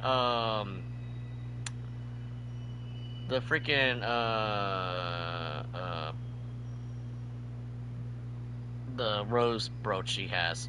But yeah, it's similar to what you have, what the Boy Scouts have, the for their handkerchief. It's kind of like that. How much is this game? Unfortunately, it's still full price at $70 if you gain the I think it's regular. Hold up. I don't know if I'm allowed to do this on. Actually, hold on. I can't even do it better here. Hold on. Let me go through my thing here, because I haven't bought it online yet. I'm waiting for the shipment, similar to BC here. So let me cheat here and look at the app, because if I open up my thing through the PS5, it might close up my whole thing, and I would not be too happy about that. So let's see here. Resident Evil. Nope. Oh yeah, I might get Resident Evil 9. I'm not too sure. I'm slowly getting into Resident Evil again, but, you know. Let's see here. Oh, I gotta type it in, really.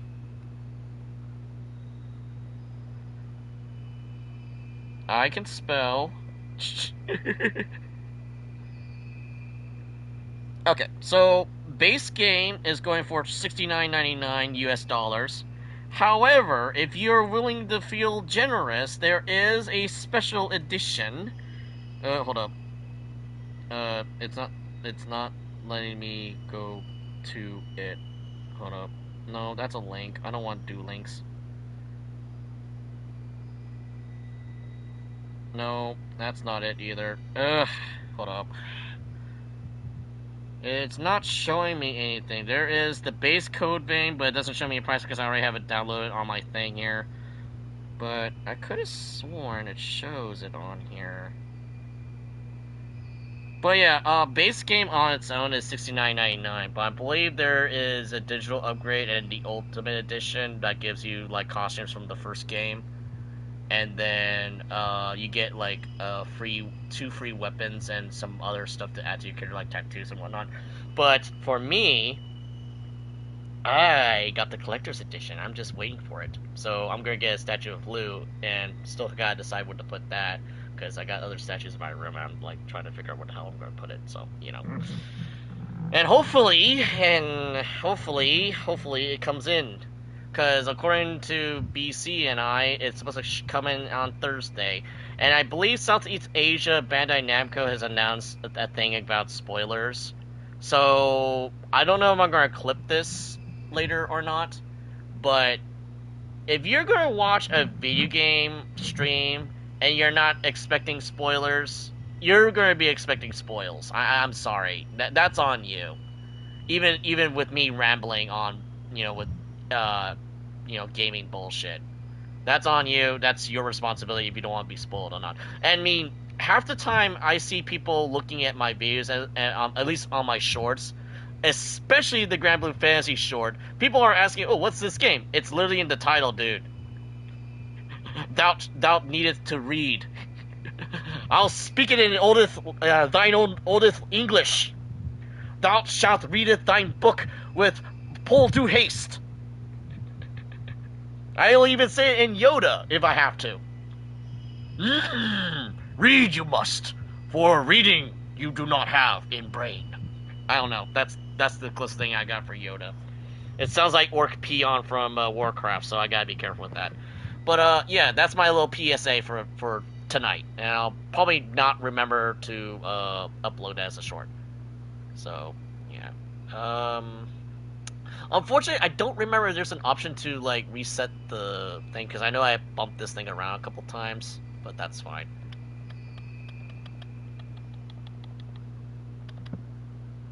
See, the irony is that the brooch itself is not big, but it's like, I kind of modeled it a little bit after Death the Kids thing, except it has, like, actual teeth, not like the goofy thing that Death's Sama has in Soul Eater.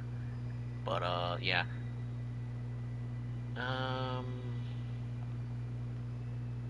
Yeah, that'll work. And then I believe this was like the only whoa gangsta. This is the gangsta Trastoria. Okay, where is Ivory? Because Ivory's like the closest thing we got to Bone here, so let me see here. I saw Ivory somewhere here. Bone Ash. Because all these color things just remind me of Warhammer stuff, so I'm like, okay, that's kind of cool. Whoa.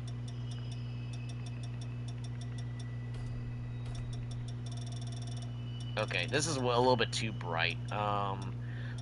Here's the thing. It's not really meant to be a real skull, so it's not meant to be, like, pretty bad. But it is technically the only, like, literal white article of clothing my character has. Because there's an inside joke, especially me, because I used to have really bad eczema. I refuse to wear white clothes because that gets dirty pretty easily. Especially when the itching and bleeding starts, and I was really self-conscious about that. So, you know. Especially if I'm wearing a cool anime shirt, I prefer trying not to itch over it, you know. But, yeah. I'm pretty sure it'll change differently in the lighting, because I'm going to leave it like this. Because it looks like it has, like, scars on it, so that's going to be a thing. And then we're going to do... You know what? Hold up. Oh, we can't have glowing effects. That would be kind of cool, having glowing effects on there. Oh, well. Let me see here. I could probably give the illusion it's glowing. That's all makeup. Paprika, really? Okay, moonlight.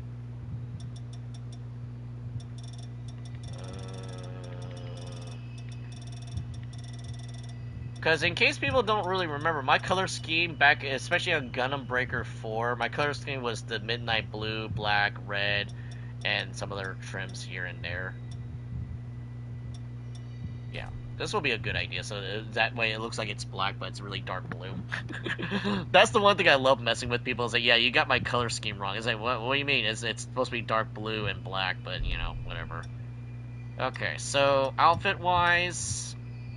Okay, because we never seen the male side of things. So we got the default outfit, which looks baller as hell. Which I'm pretty sure you can totally do Bloodborne off of this if you got the right right stuff for it. Because you can totally do that with the hats. In fact, let's go look at the hats again, really quickly here. So let's see here. We got Mother Russia. We got not Alucard. We got Alucard, but with his hat pointed down a little bit. Mini card. We got military beret, tilted military beret. It's just a different texture. Also pulling it down, miniature. Yeah, and yeah, you got goth. You got Englishman top hat, miniature giant crown. Even the Santa hat, even though Christmas already ended. Emo Santa hat. Witch hat. Actually, you know what? Hold up. Yeah, it's clipping. Yeah. You know, actually, you know what? I don't think you. Yeah, I don't think I can change the size, the width of the headphones to make it look like it actually goes around the jacket. Because that's definitely something I would do. Ironically, you could put the hat behind the jacket. What? Okay. Okay. No. But yeah, you could go crazy with that kind of stuff. Yeah, I think Code Vein, along with Dragon's Dogma, are like very extensive character creations I've seen. Because in Dragon's Dogma, the character creation actually affects your character's physique. So like if you made like a very, very big fat dude, you could wear heavier armor, you can carry more weight. However, you run slower than anyone else. But if you make, like, say, some sort of halfling-looking dude or some sort of child character, you can run super fast. You can actually fit inside small areas like goblins can. However, your equip load is a lot shorter, and if you get hit, you're bound to go flying. But if you're a heavier, bulkier character, you have a less chance of getting a reaction, getting slammed into or sent flying, because you actually have all that actual weight. That was the cool thing about Dragon's Dogma 1 and 2, that your character creation actually affects your gameplay a little bit. It may not affect it, like, substantially, but it is a cool nod. Hey, there is some pseudo-realism in this fantasy game where you can fucking mess around with physics. I mean, it is literally a game where you can pretend to be Goblin Slayer, you throw a goblin, like a dead goblin, into another goblin and kill him. It is hilarious. So... But, yeah, so the outfits here, we got, yeah, so this is kind of cool. Oh, no. The only thing missing is the trench coat. You have Sebastian. Of course, you have that. I wonder, wait, hold on, let me see something here. Okay, so please don't tell me it's gonna, okay, it doesn't reset, okay. You could totally make a Bloodborne character. Hold up. I'm experimenting here. I'm sorry, hold on. I need to check this out. Because one of my friends... Oh, no! Oh, no! Oh, you could totally make a Bloodborne character. Oh, boy. Happy day. Oh, boy. Okay, so let me get this here, because one of my friends on PSN loves playing Bloodborne, and I can totally do this. Well, this is more like the old hunters, but I'm pretty sure you can make something cool. Hold up, let them cook. Indeed, let me cook. Hold up, let me get the angle right here. Unfortunately, you cannot make the eyes glow, but yeah, you could totally make Bloodborne characters off of this. Weapon-wise, I'm not sure there's any Bloodborne-related weapons, but I'm pretty sure there's something close to it. Like, you probably have a katana somewhere. But, yeah. Oh, no. As I'm like, oh, no. Yeah, I don't know how that's gonna work. That seriously looks like the mask coming from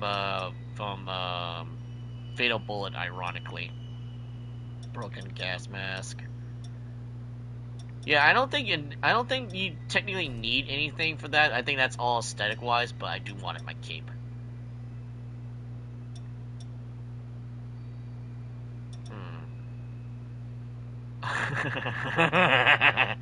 Okay. Technically, my character doesn't really have a cape, but his trench coat's long enough to make it look like it's a cape.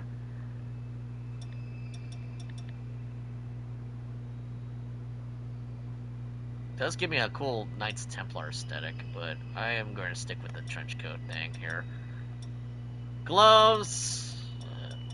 Oh god, I could totally try to make Nightmare out of this. I love the side cape.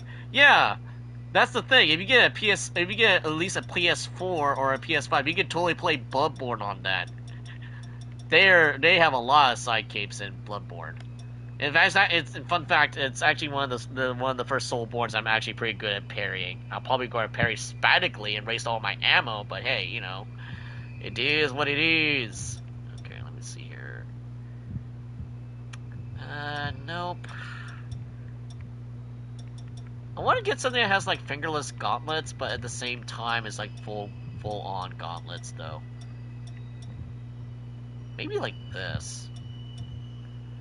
That way it kind of looks like it's meshed into the jacket, so I can probably do that. Because this one seems too many belts. See, I'm edgy, but I'm not emo.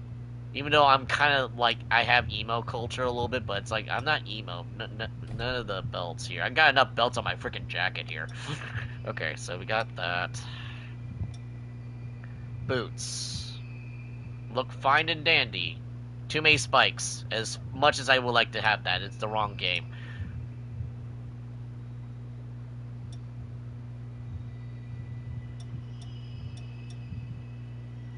I don't know what those random bits of on the shoe is. I know those are part of the belt, but I don't know what the hell those things. They look like random pieces of geode.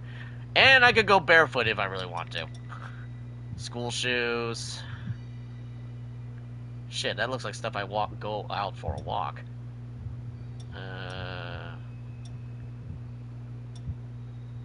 Unfortunately, no dress shoes, but we'll go for combat boots here. Well, no, it already has the guard pieces. Feet, yep.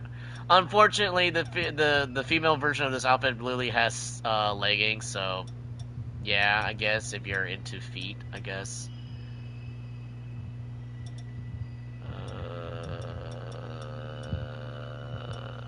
They were going real. Okay, I'm just gonna keep it as is. Okay. Alright, let's see here. Oh! Accessories, what do we got here? Not as much as the females one, so that's a little sad. Let's get rid of this. I'm not into the leg straps here. Honestly, you're not gonna see that sword. Honestly. What is that? What is that? Oh, it's a pouch. Ew. And then, I guess you could see the dagger through physics. Actually, hold on. Let's try something here.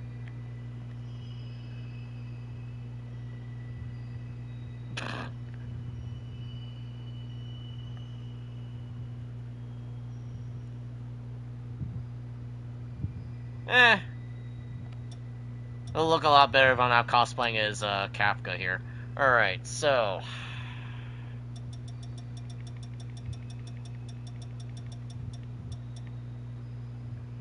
And no, I'm not making fucking Virgil for the last... someone posted on my... someone mentioned that he saw my... my Freedom Wars video, and they were laughing as I inadvertently made Virgil. I was like, I'm not Virgil! I'm trying to get my Midnight Blue, but I need to unlock Midnight Blue, and this was the only blue they had at the moment. Stop it! Yes, I am motivated, but I'm not that motivated yet. Let's see, what's this? That's the pants. The pants could stay the same. Because we're going for a semi-formality here. Let's see here.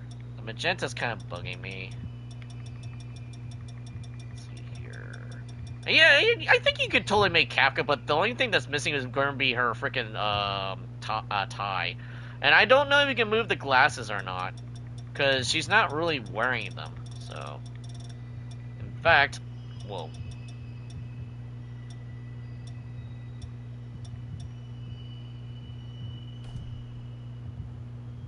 Actually, hold up.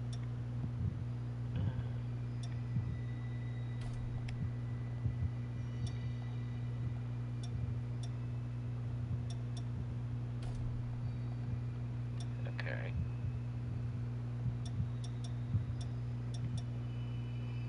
I'm still not a fan of all these damn belts. See, that's the thing. When I was first initially drawing my character, the only thing I had on the belts were the freaking boots because they were combat boots.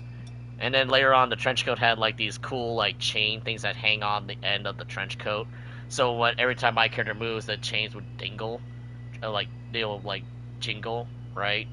So it will. So I'm not really meant for stealth, but that would cause fear because people would know, hey, death's approaching this direction. You better either show some respect or get the fuck out of here, or you're gonna die, or a combination of the three. I might give it a shot at Kafka since Code Vein 1. Oh yeah, that's right, you did make Kafka, that's right. I totally forgot you made her, that's right. But yeah, I am so tempted just to crank out the Code Vein 1 music, but, you know, I don't want to get in trouble. Plus, YouTube is swarming with nothing but ads, and yeah. Yeah, Code Vein 1 music is very cool. It definitely gives you, if it wasn't for the anime aesthetic, it definitely gives you the sense of foreboding. Like, the main battle music literally has 3 phases. Like, it depends on how many enemies you're facing. Like, when you're fighting, like, less than 3 enemies, you have, like, this really eerie, tension-filled music that is, like, a horror flick. Like, you're expecting terror to happen, because, you know, enemies can jump scare you, because it's a Soulsborne game, right?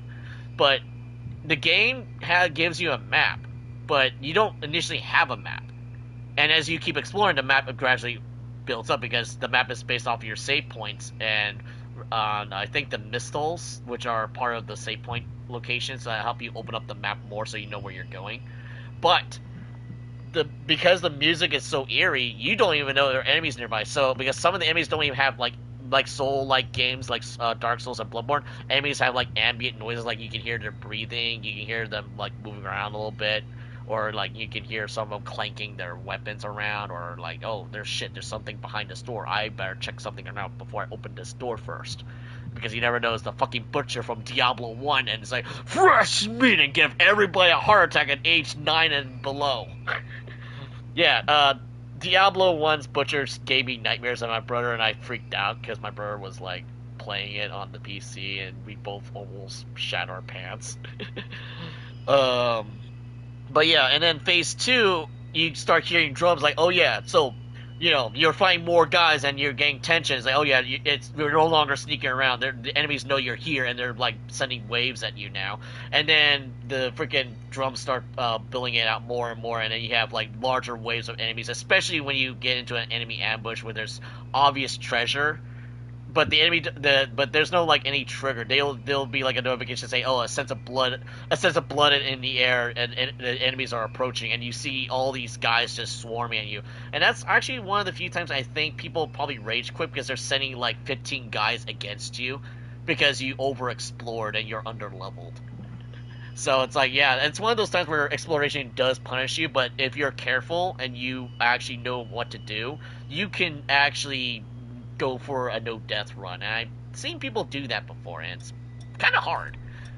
So, because Code Vein 1's parry system was kind of wacky for me. I got the parry a couple of times, but unlike the regular Soul series, parrying does open up to you if you do it wrong. So the leeway would probably hurt you more than anything, because if you do it wrong, you still waste stamina. So it's similar to like Bloodborne. If you try to use the parry with whatever gun you're using, and depending on the gun, you're just gonna shoot the guy and it's just gonna hurt him. It might piss him off, but it's not gonna do anything. But if you do it right as he's attacking you, yeah, it'll do the thing.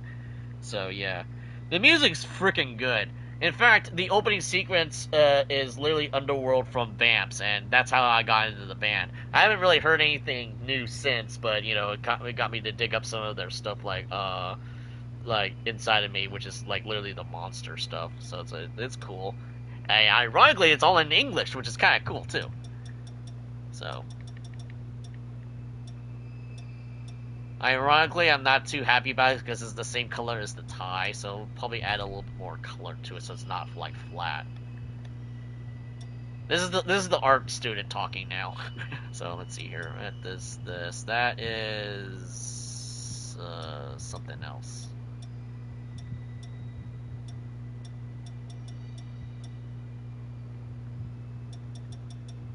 Yeah, this is the outside, so I'm gonna leave this darker. Okay.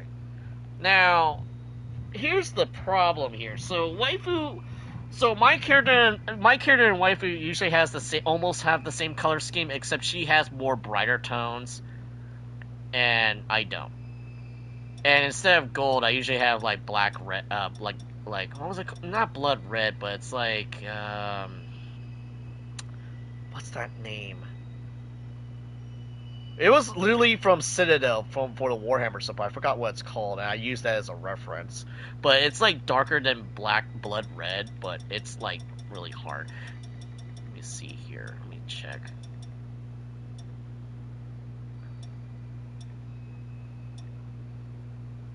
It's not to the point it looks like brown, but it was like still has enough contrast that you can tell it's still red, but it's like dark.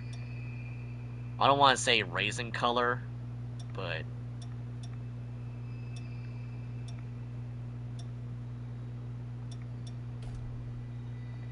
too bad. I want to make it metallic. Oh well. And then this one, it's a fucking knee guards. Okay.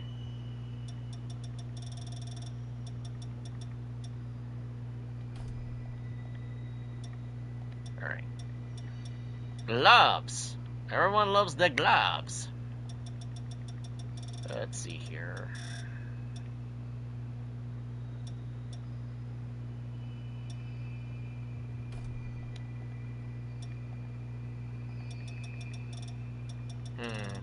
I really want to make those stick out a little bit more, but I guess I could also make it red too, because not everything's all like dark colors, because you gotta have some balance here.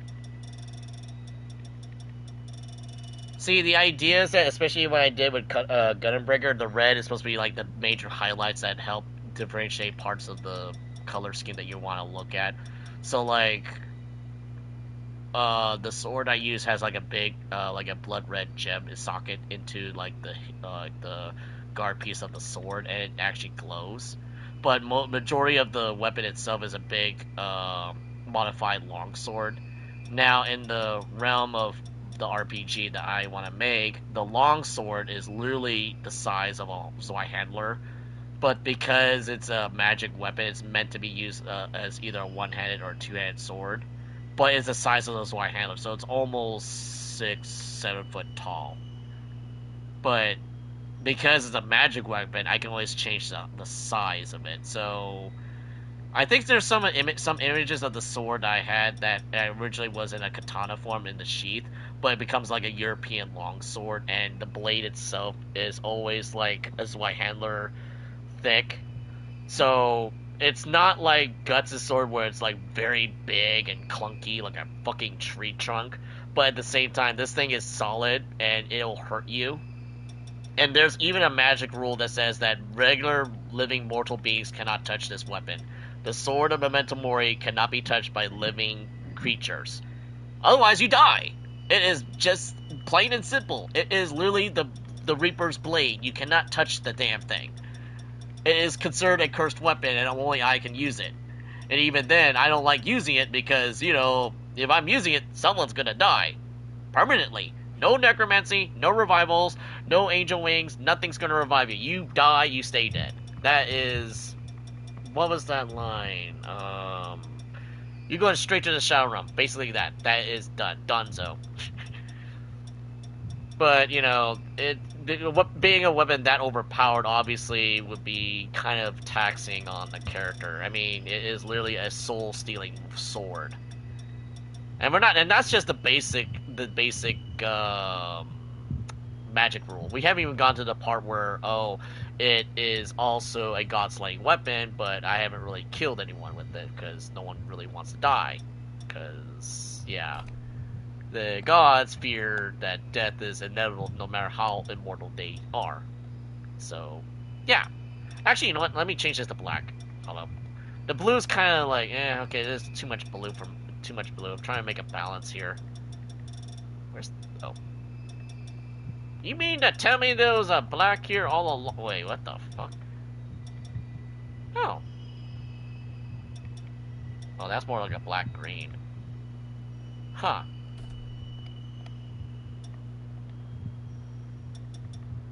Well, I wish you could change the color of the metal part there of the gloves. Hold on, let me check something here.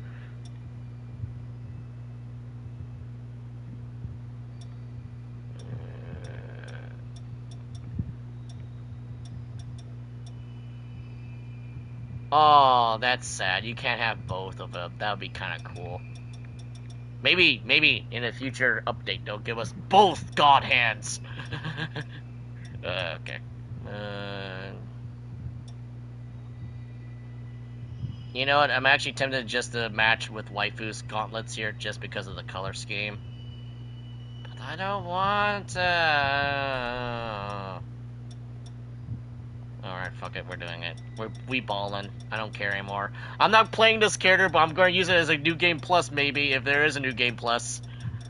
But yeah, BC and I were kind of saddened that there's no multiplayer, but they might give it like an Elden Ring treatment if there is multiplayer. So, if there is, yay? If there's not, well, we're shit out of luck. Okay, so that's that. Okay. This works a little bit better. Not to my dismay, but it works a little bit better.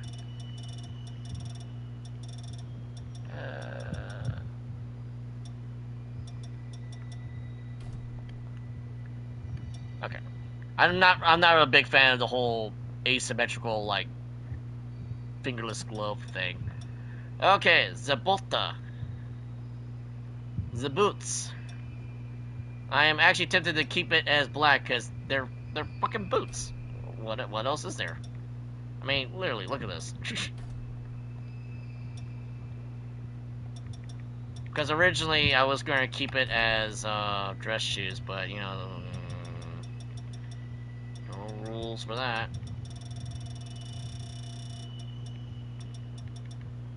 Okay.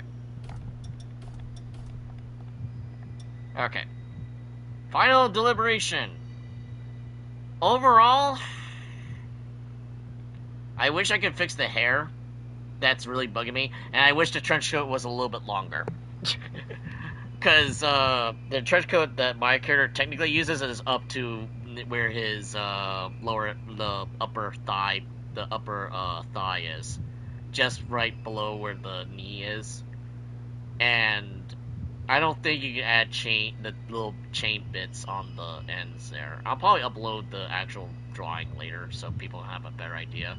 But basically, imagine Lelouch's like interest in like formal outfit because he's royalty, but add Dorkun's hairstyle a little bit and the megalomania that Lelouch wants to take over the world for the greater good. Yeah.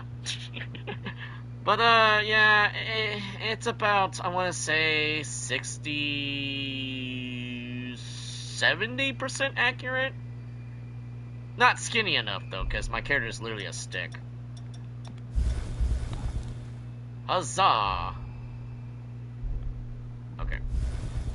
Alright, so, I believe we can do some goofy things with photo mode. Uh-oh.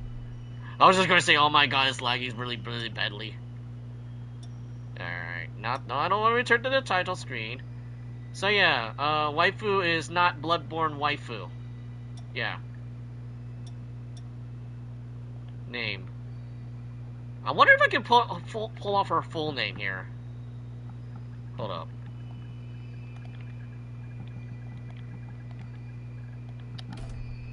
Oh, fuck yeah, I can totally do that. Excellent. It's a pleasure to make your acquaintance at last. Wifey. Alright then. I need you to wake up now. Now, I might have to readjust their heights if we're very short. Oh. Hello. Oh, whoa. Whoa. Oh. We're starting this off now. Ah, you've come too. Did I miss something? No! That stupid gauntlets have no physics! The memories may still take some time to return. Forgive me. I certainly didn't mean to startle you. I gotta get rid of the bracelet. My name is Lou Magmel. I am a revenant. Bear with me, for this may come as a shock. You have died once already.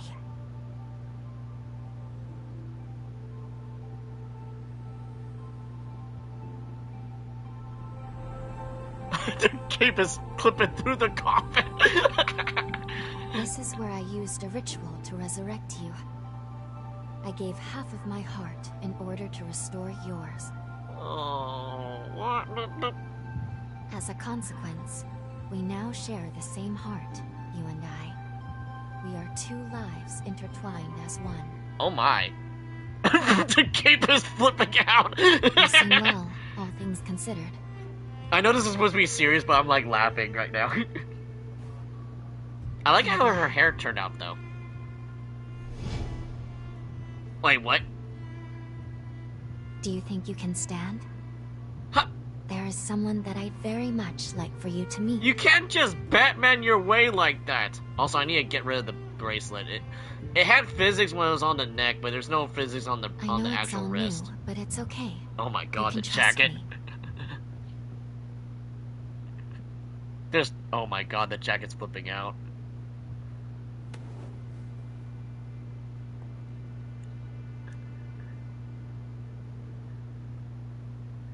You know what's really funny? I feel like Thank you for playing. Thank you for playing Wolfbane 2's character creator demo. You can make further changes to your character's appearance in this demo. To do so, I'm sorry, what? Hot Spring? To carry over your affairs of save your changes in the series and save delete. Okay. Okay, we don't have the goofy girly walk now. We actually walk normally. So wait, where's Lou? I need a height comparison. I need a height comparison. Where are you? Wifey?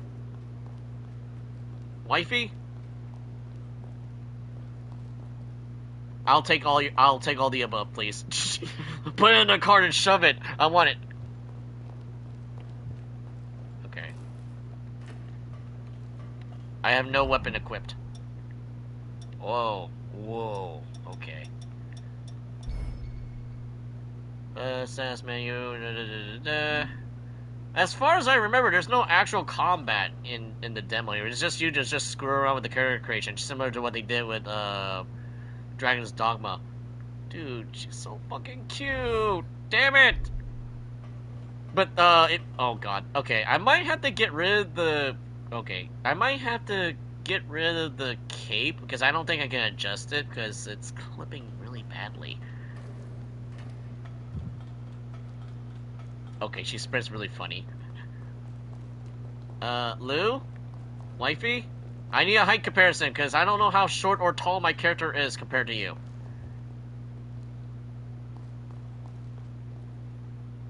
I want that, I want that, I want that. Maybe not that. Ooh, want that, want that, I want that. I want that.